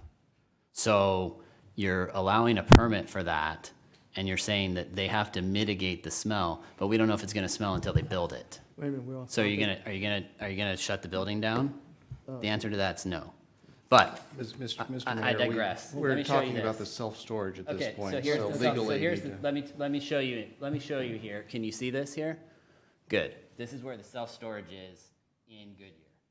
It's not close to any neighborhood. Right here, extra space self-storage, not close to anywhere. Let me just show you this. Not even in El Mirage do they put an RV storage parking next to a subdivision. Nowhere. Nowhere in Surprise, nowhere there. We are not Tolleson. Mr. Stipp, you live there. This is my wife calling in. We have a sick kid. She wanted to speak tonight too. If you look at these maps, RV self-storage in El Mirage, that's not close. That's not close there. That's not close there. This is not inside of the city, here's the objective of the city plan, right? Create and foster complete neighborhoods. Promote the concept all neighborhoods should be a complete neighborhood. Range of housing options. Safely walk or bike or internal. People walk that neighborhood every single day, those corners. We're not going to do that. A sense of place and community pride. Places and spaces that include social interaction, accessibility, access to healthy food, and other amenities identified as important by the neighborhood. Alex just told you again that 50 people attended, and she said they expressed concerns. They didn't express concerns. They said, we don't want these uses in our neighborhood. That is what was said at those meetings, not anything else. And here's this. How do you think I should phrase the response to the traffic engineer Creeker that we don't require a noise study for McDonald's? That was her email in response to someone else. I've got public records of other emails that there's no respect for the residents. This use is not something that we want. We did not ask for it, and we do not, there is Dollar Self-Storage owned 0.7 miles away. There's an empty lot right next to them. Why aren't they purchasing that and expanding their facility? Why are they coming over here? The other transitions in our neighborhood, just so you know, again, is Bullard and Indian School. That's a small offices. Wigwam and Indian School. There's a restaurant there. We're fine if there's a restaurant. It doesn't matter if it was McDonald's, Carl's Jr., or any other drive-through. We didn't want that, and we don't want self-storage. We don't want that next to our neighborhood. It's not anywhere else. What did we do? What did our neighborhood do, besides having that there, to do that?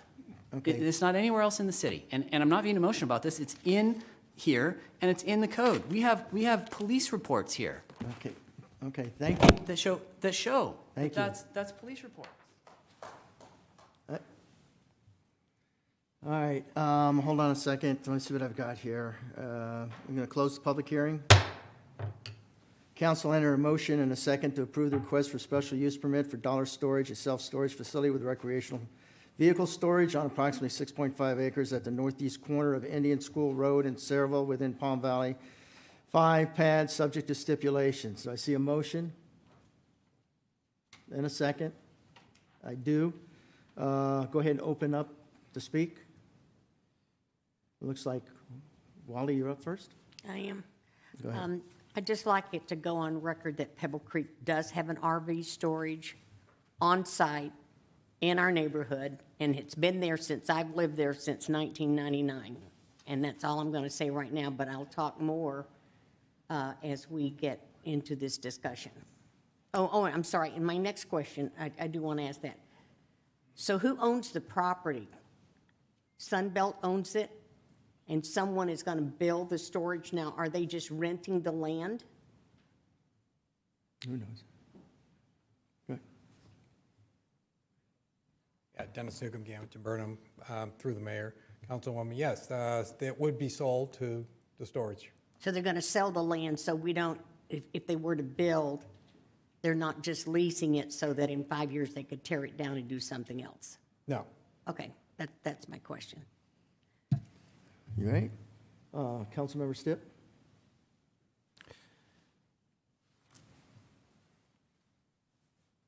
You know, as I mentioned before, the Luke contour lines dictate a lot. We don't get to choose what goes on those properties. The property owner does. We don't. We don't go around saying, let's do this here, let's do that there.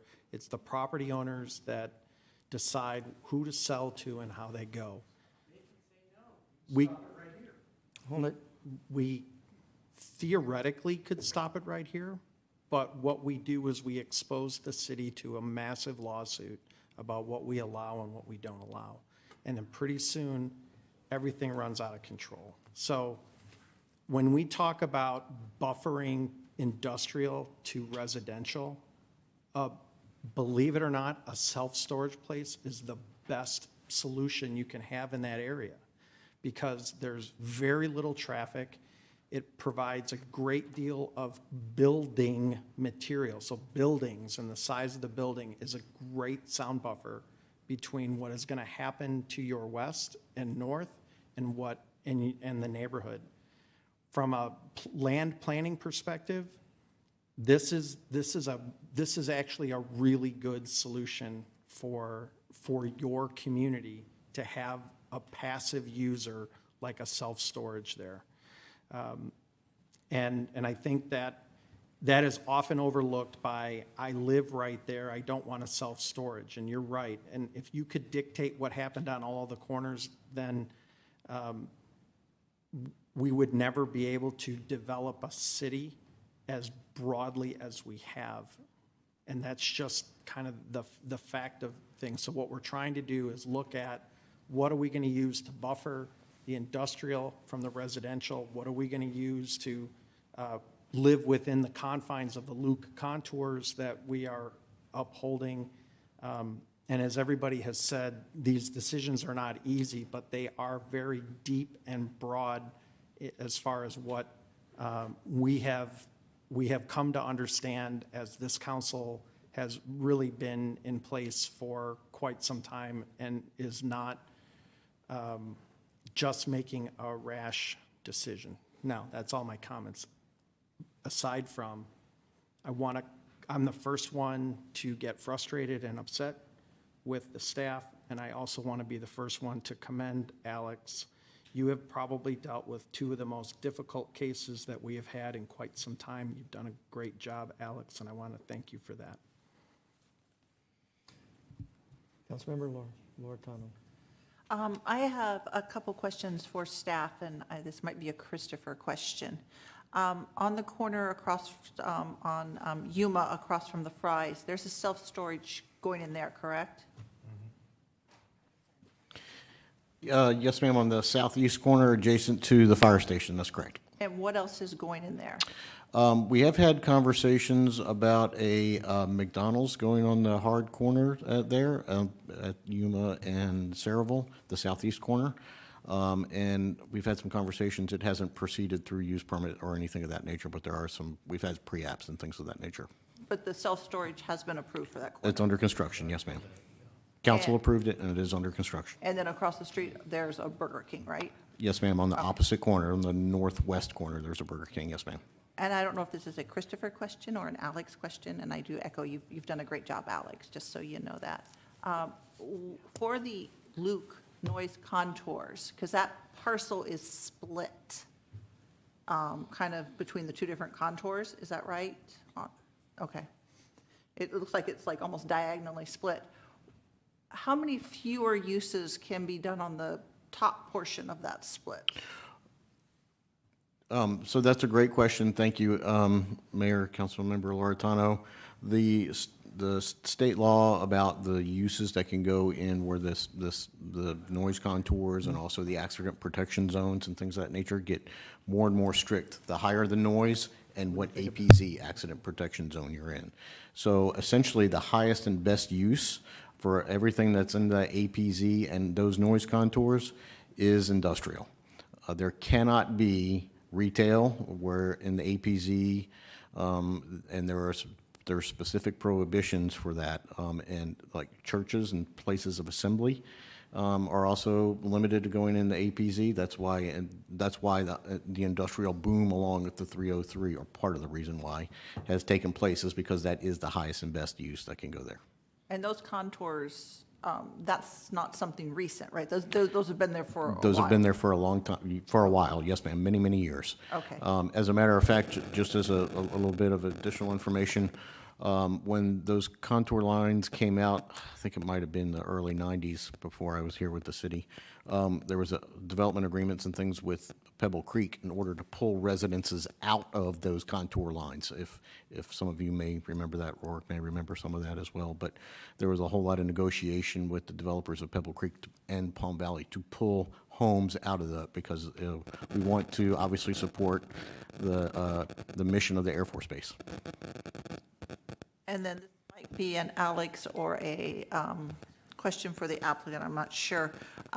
For the self-storage, the storage portion is going to be all the way inside? It's not going to be outdoor where you roll up doors, or what's it going to be? That might be an applicant question or an Alex question. Jack can correct me if I'm wrong, and there is some internal spaces as well. So on the periphery, if you will, Jack, correct me, there'll be the roll-up doors, but those will obviously be internalized to the project. And then, And what will the gates be to get in and out?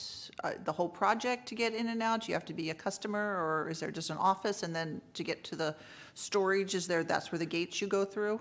so you go through these gates right here. There's a gate. This is exit only. That's a bad map there. Is this one better, Alex? I guess my question is, so public can't just drive through there and stuff? No, you have to be, oh, sorry, here's the gate. I'm a little off on my arrows.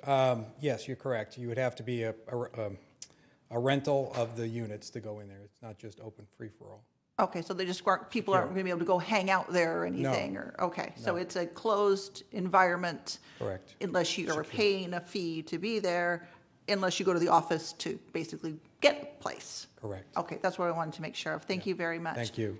I do appreciate the concerns, but I have to echo what Councilmember Stipp said. This is really a passive use using RV parking.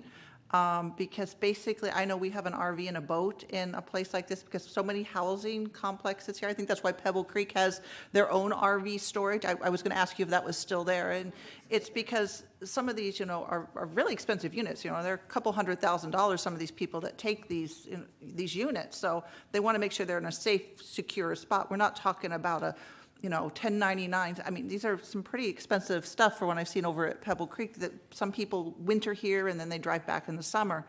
And I think that it's closed, and that's good, so only the owners are going to be there. Otherwise, the owners wouldn't be there if it wasn't secure.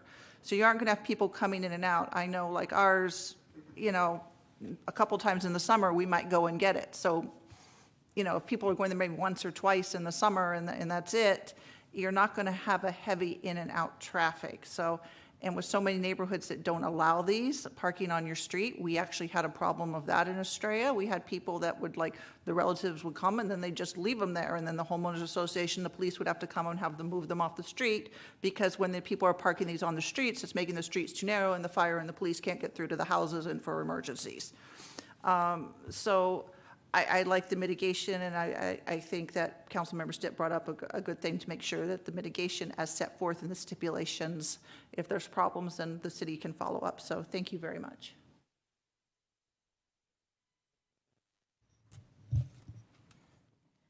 I have a follow-up question about the storage place at Yuma and Saraville for Christopher.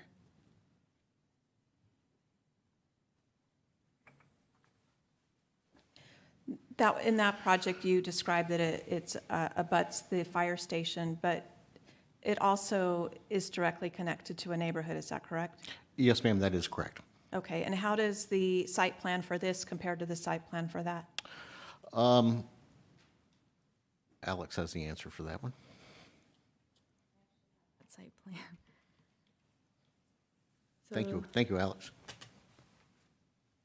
Okay. So this is Saraville and Yuma. The self-storage, and then the fire station is just to the east here. These are residential units. There's a 30-foot landscape setback before the first building on the storage side, and then the McDonald's is proposed on this side. Do they also have a two-story? The two-story is at the north end of this site. Okay. Okay, so there's a comparable project here in Goodyear. I have a question about crime in public storage. Maybe that's for Chief. For a long time, you've held monthly meetings and you talk about crime and things that happen in the city. I don't recall anything specifically about public storage places. Could you tell us about crime in public storage? Absolutely, Mayor, Council Member Loracino. Obviously, I don't have specifics, but that's the reason why, is because we don't see a lot of crime with storage spaces. All right, hold up. Okay, thank you, Chief, for that.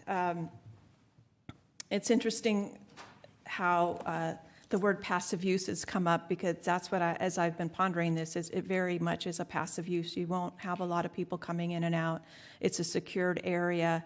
I know the preference for it is to remain vacant, but that's just probably about as close as you're going to get to having a neighbor that is not going to be loud or demanding. And so I think that it is a compatible use, considering the restrictions and also considering we have a comparable project elsewhere in the city.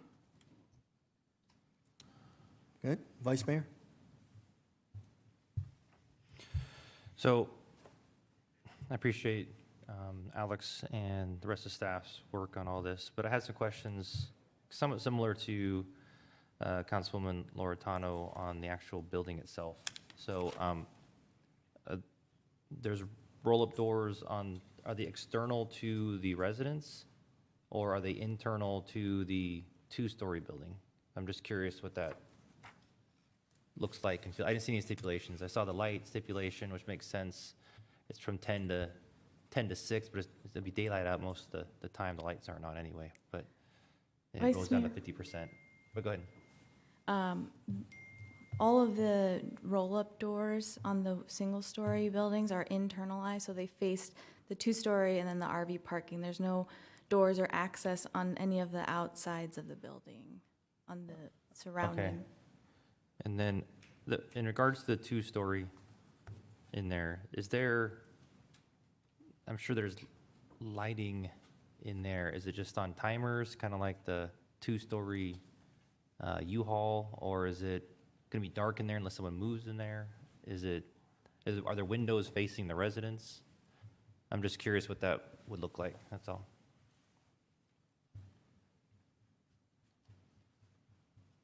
If I'm filling a storage unit on the second story, can I look across the neighborhood?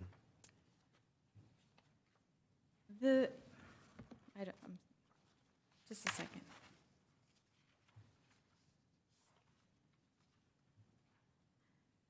There was a stipulation, there were two stipulations regarding the lighting.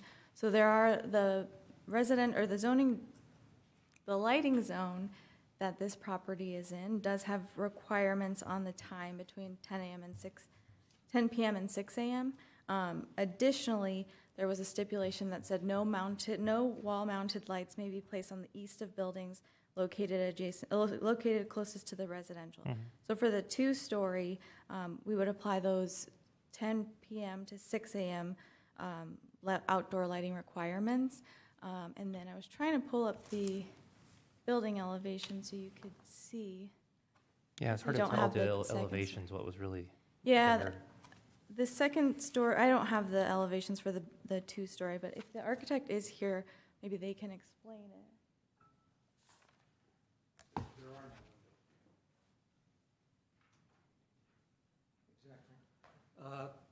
The walls of these two-story are concrete block all the way up with no windows. Okay. So no light will escape. Okay, and then no one looking into the neighbors' yards either, so, okay. No, thank you for that as well. And then, yeah, and then going back to other uses that are out there, back to one of Nick's questions was, yeah, Litchfield and Van Buren, Saraville Village, and then there's also one off of Van Buren that butts right up to the neighborhood near Central area there as well. So I know there's more than one that butts up to neighborhoods, or that will in the future here as well. So, so yeah, so to their point, with the light noise contours, the uses that can actually go there, and the residents that are probably using this location, I do support it. So, thank you. Councilmember Campbell? Thank you. I just want to be sure that there will be security cameras all around this facility. Thank you, so that any movement anywhere around that building would set an alarm or do whatever it needs to do so that we can ensure the safety of no one's going to be hopping that fence. Not that they will, but you never know. Okay, thanks very much. All right, I guess it comes down to me on this, and I can't add any more to what Councilmember Stipp has, except I will say this, in even our neighborhood, I'm in Trevisi, I'm in Palm Valley, that's at 2 and 3. We're having RVs park in the neighborhood, which is against the CCNRs. And I've even noticed in some of these neighborhoods in Palm Valley 4 and 5 where I've seen, you know, RVs in there. It'd be nice to have a place where you can say, hey, you don't need it here. There's a place for you to go put that RV other than in the neighborhood. So I'm not going to add much more than what Councilmember Stipp had, but with that, let's go ahead and open the voting.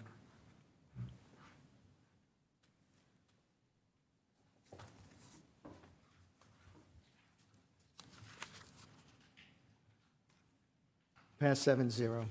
Let me ask you this before I go to the next one. Does anybody want to take a short break? I got one there. Anybody else? Let's take a short, what, 10 minutes? Would 10 minutes be? 5? 5? Okay. 5-minute break.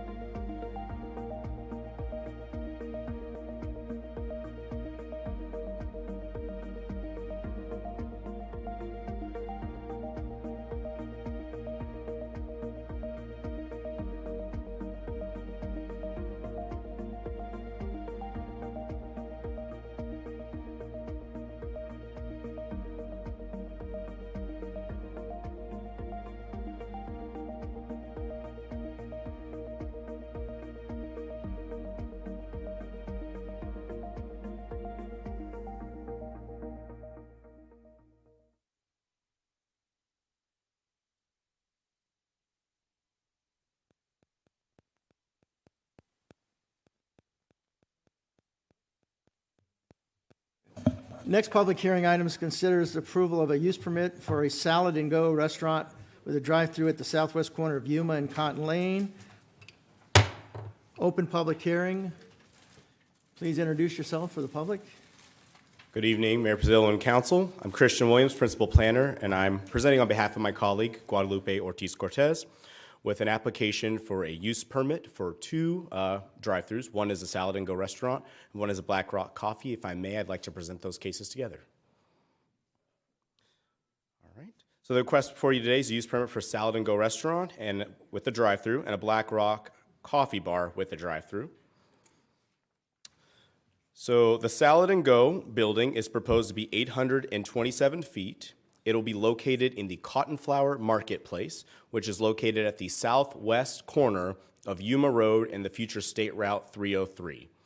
The current site is zoned planned area development under the Cotton Flower PAD. That PAD was approved in the late 1990s, and the underlying zoning district for this use is commercial, which follows the C2 standards for the city. The site's approximately 1.6 acres. The entrance to the site, there's multiple into that. You've got the Esporta Fitness right here, formerly LA Fitness, and you got the Federico's drive-thru in the center as well. There's currently 2 access points off of Cotton Lane, which will be converted to the frontage road of SR 303, and you've got currently 2 entrances off of Yuma Road.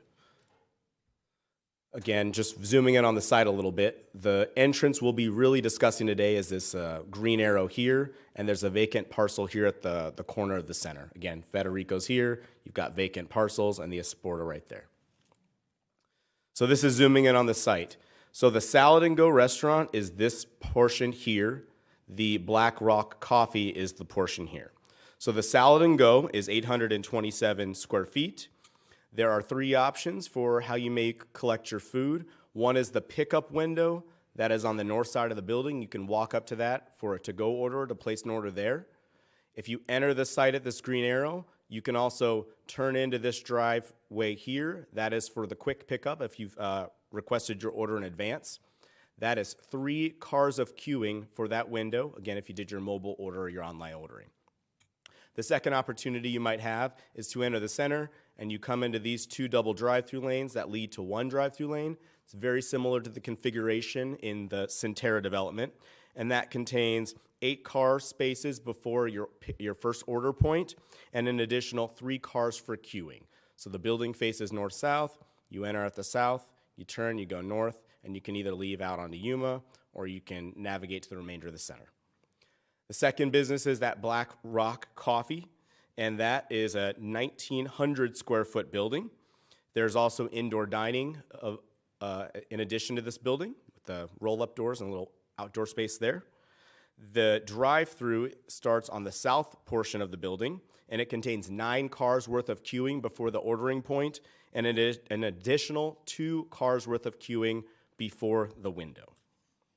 Again, customers come in on that driveway here on Yuma and circulate through the property, or if they're on the future State Route 30 frontage, they can turn in south of here near Federico's, come up into the center, and then access either of the drive-thrus.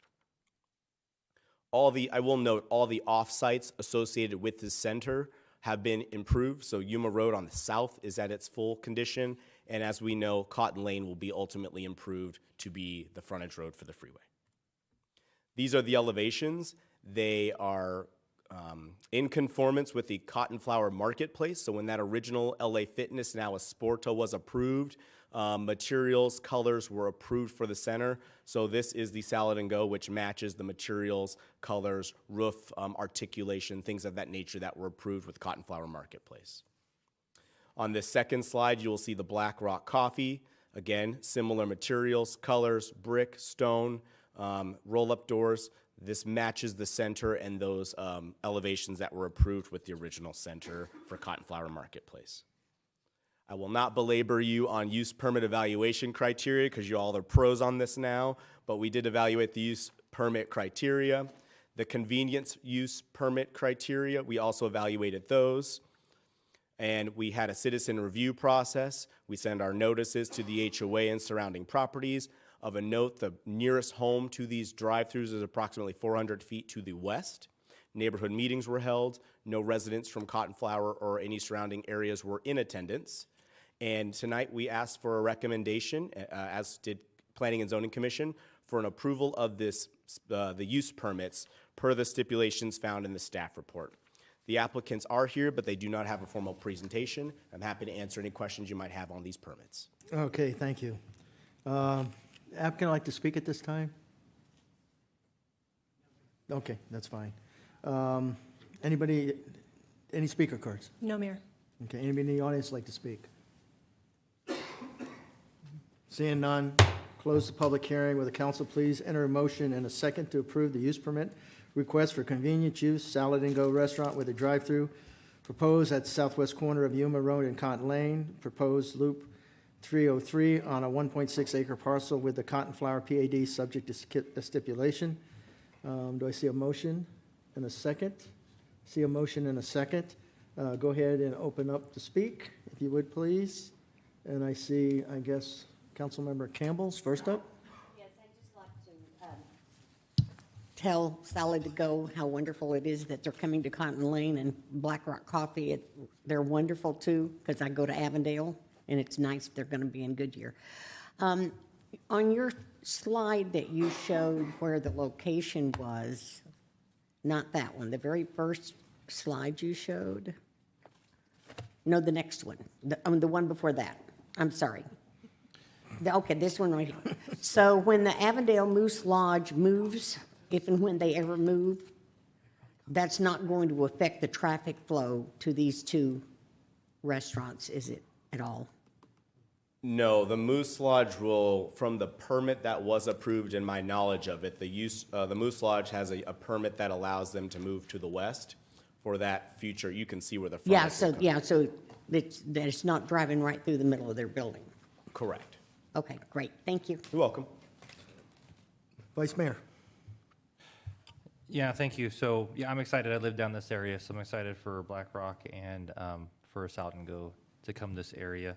The only question I had is, I just went to Costco the other day and I saw the big sign for Black Rock. Is that gonna be a similar signage to this location too? I'm not opposed to it. I'm just asking if it's. This location will need to follow our typical sign criteria unless they request a comprehensive sign package.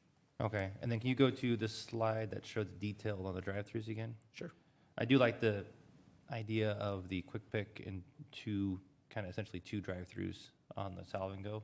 I guess my only concern is with the Black Rock. I feel like Goodyear loves its coffee, and I don't like to get caught in a drive-through line when I'm trying to back out. So I don't know if there's a way to mitigate that. I know it seems pretty tight. If I'm pulling up to get it, if I get caught in a line of cars or not, I'm not sure if there's a way to mitigate that, or I'm just talking about my own frustration, but.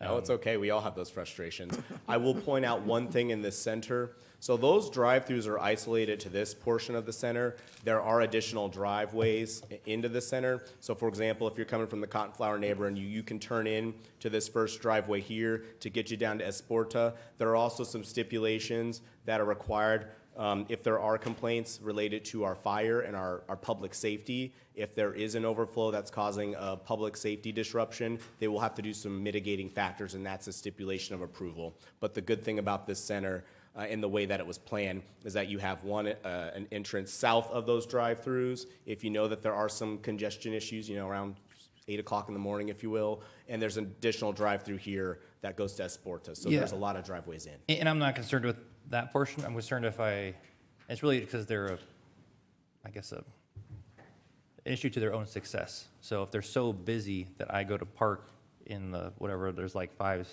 or six, I don't know how many slots there are, and then I get caught in the you're stuck. You can't get back out because they're doing so well that hopefully their line will be able to stay in as much as they can inside the corral area. So I don't know how to even mitigate that. I see that at Rudy's, the Starbucks there. I see that at the Aldi's. I see that at different areas around town.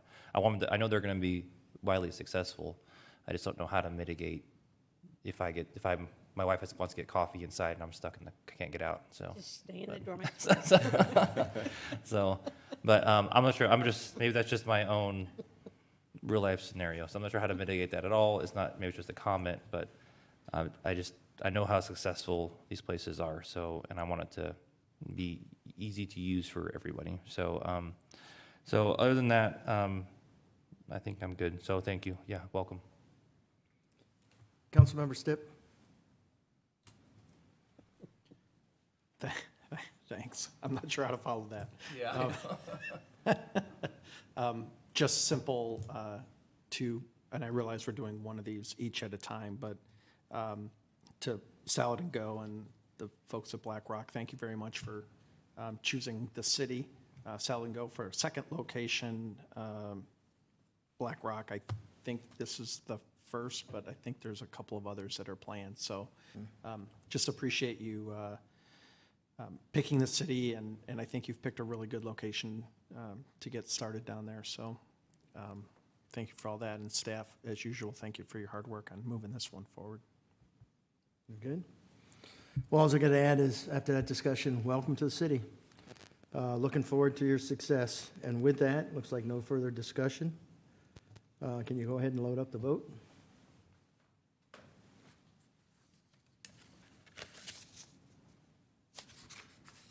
Passes 7-0. The last public hearing item is to consider is a use permit for convenience use of Black Rock Coffee Bar with a drive-through in the southwest corner of Yuma Road and Cotton Lane. Open for a public hearing. Go ahead, Christian. I have nothing else to say. Nothing else to add? Any speaker cards? No, Mayor. Anybody in the audience like to speak?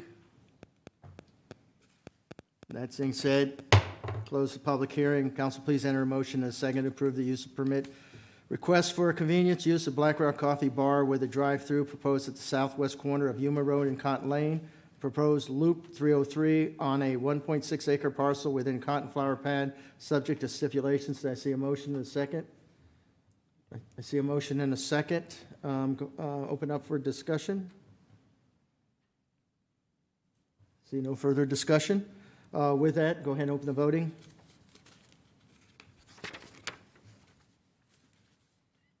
Passes 7-0. And again, welcome to the city. I would like to remind council to wait for a motion and a second for discussion. First item on business to consider authorizing staff to initiate the annexation of 3287 square feet of land, excuse me, located at the southwest corner of Citrus Road and Lower Buckeye Road. Who's up? Please introduce. Here we go. Yes, Steve. No shave November. No shave November. Good evening, council members. Turn your mic on. Oh, they do? Sorry. Does that work? All right, I have an annexation tonight for you. And that is the southwest corner, Lower Buckeye and Citrus. It's associated with a development called Citrus Park. It's 160 acres, zoned in 2021. Single family, R14, and then some court homes, R1C. A little over 600 residences. The parcel itself, subject to annexation, 3287 square feet, so not a very large piece, but it is necessary for the roadway infrastructure in this area.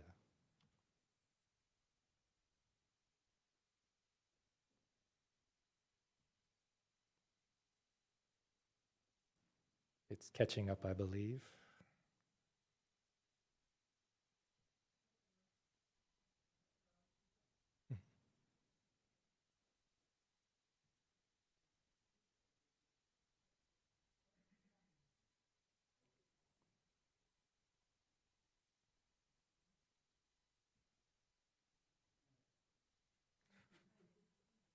Thank you for the help. So this is the location here on the left, this exhibit here, southwest corner. Surrounded, we have single family to the north, to the east, to the south. This is Citrus Park here. So Citrus Road, Lower Buckeye. On the right-hand side, we zoom in a little bit. This is the annexation piece itself, 3287 square feet. You can see it's kind of long, linear, just along the Lower Buckeye Road pavement there.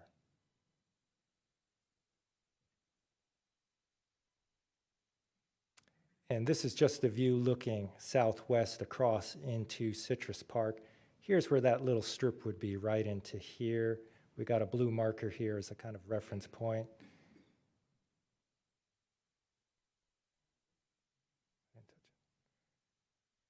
And again, this annexation exhibit just again shows that long linear configuration of the parcel.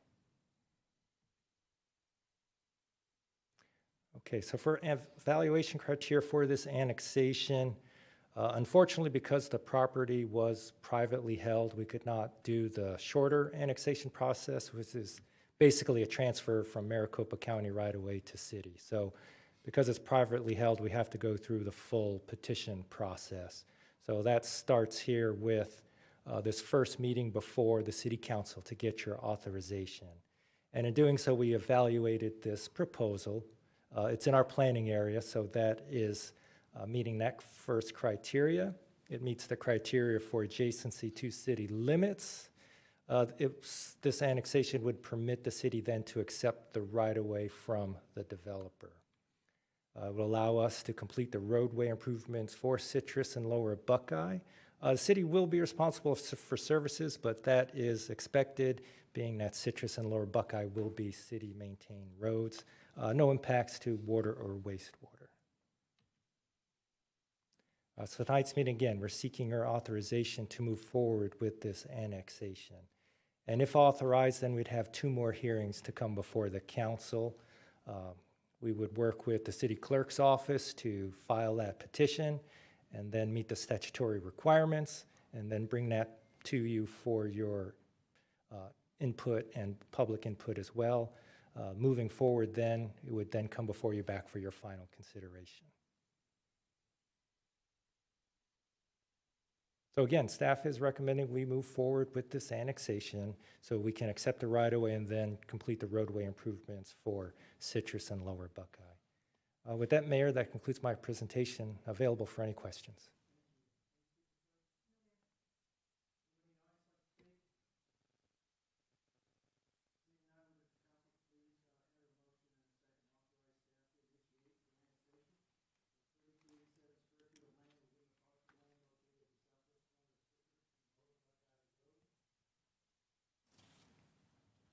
I have a motion and a second. Open for discussion. I don't see any. No discussion? All right, with that, open up for the voting.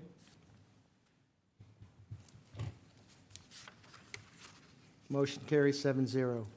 Last item on business for tonight is to consider approving the amendment of Goodyear City Code, Section 3-1-5, to create a standalone water service department and adding a water service director. Go ahead and introduce yourself to the public. Thank you, Julie Cairns, City Manager. Good evening, Mayor and Council. As a high-performing and rapidly growing organization, when we experience vacancies, we take a moment to review the organizational structure to ensure we're positioned well for the future.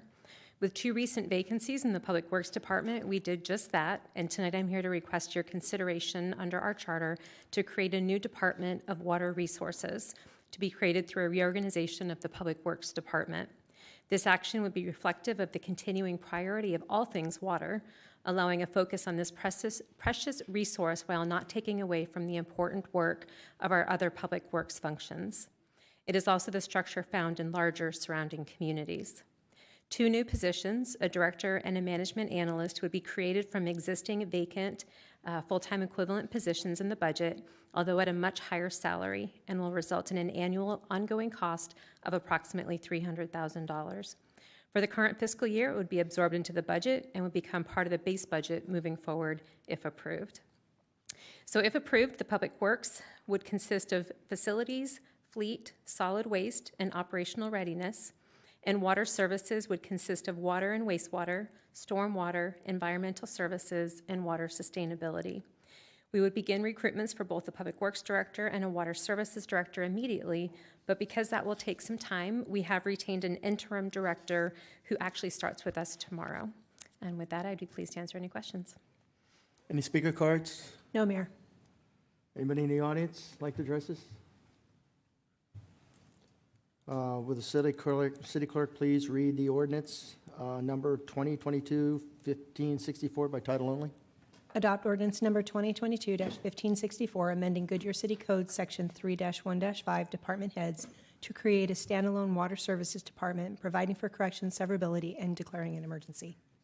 City Council, will the council please enter a motion and a second to adopt ordinance 2022-1564?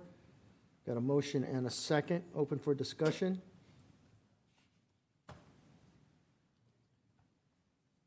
We good?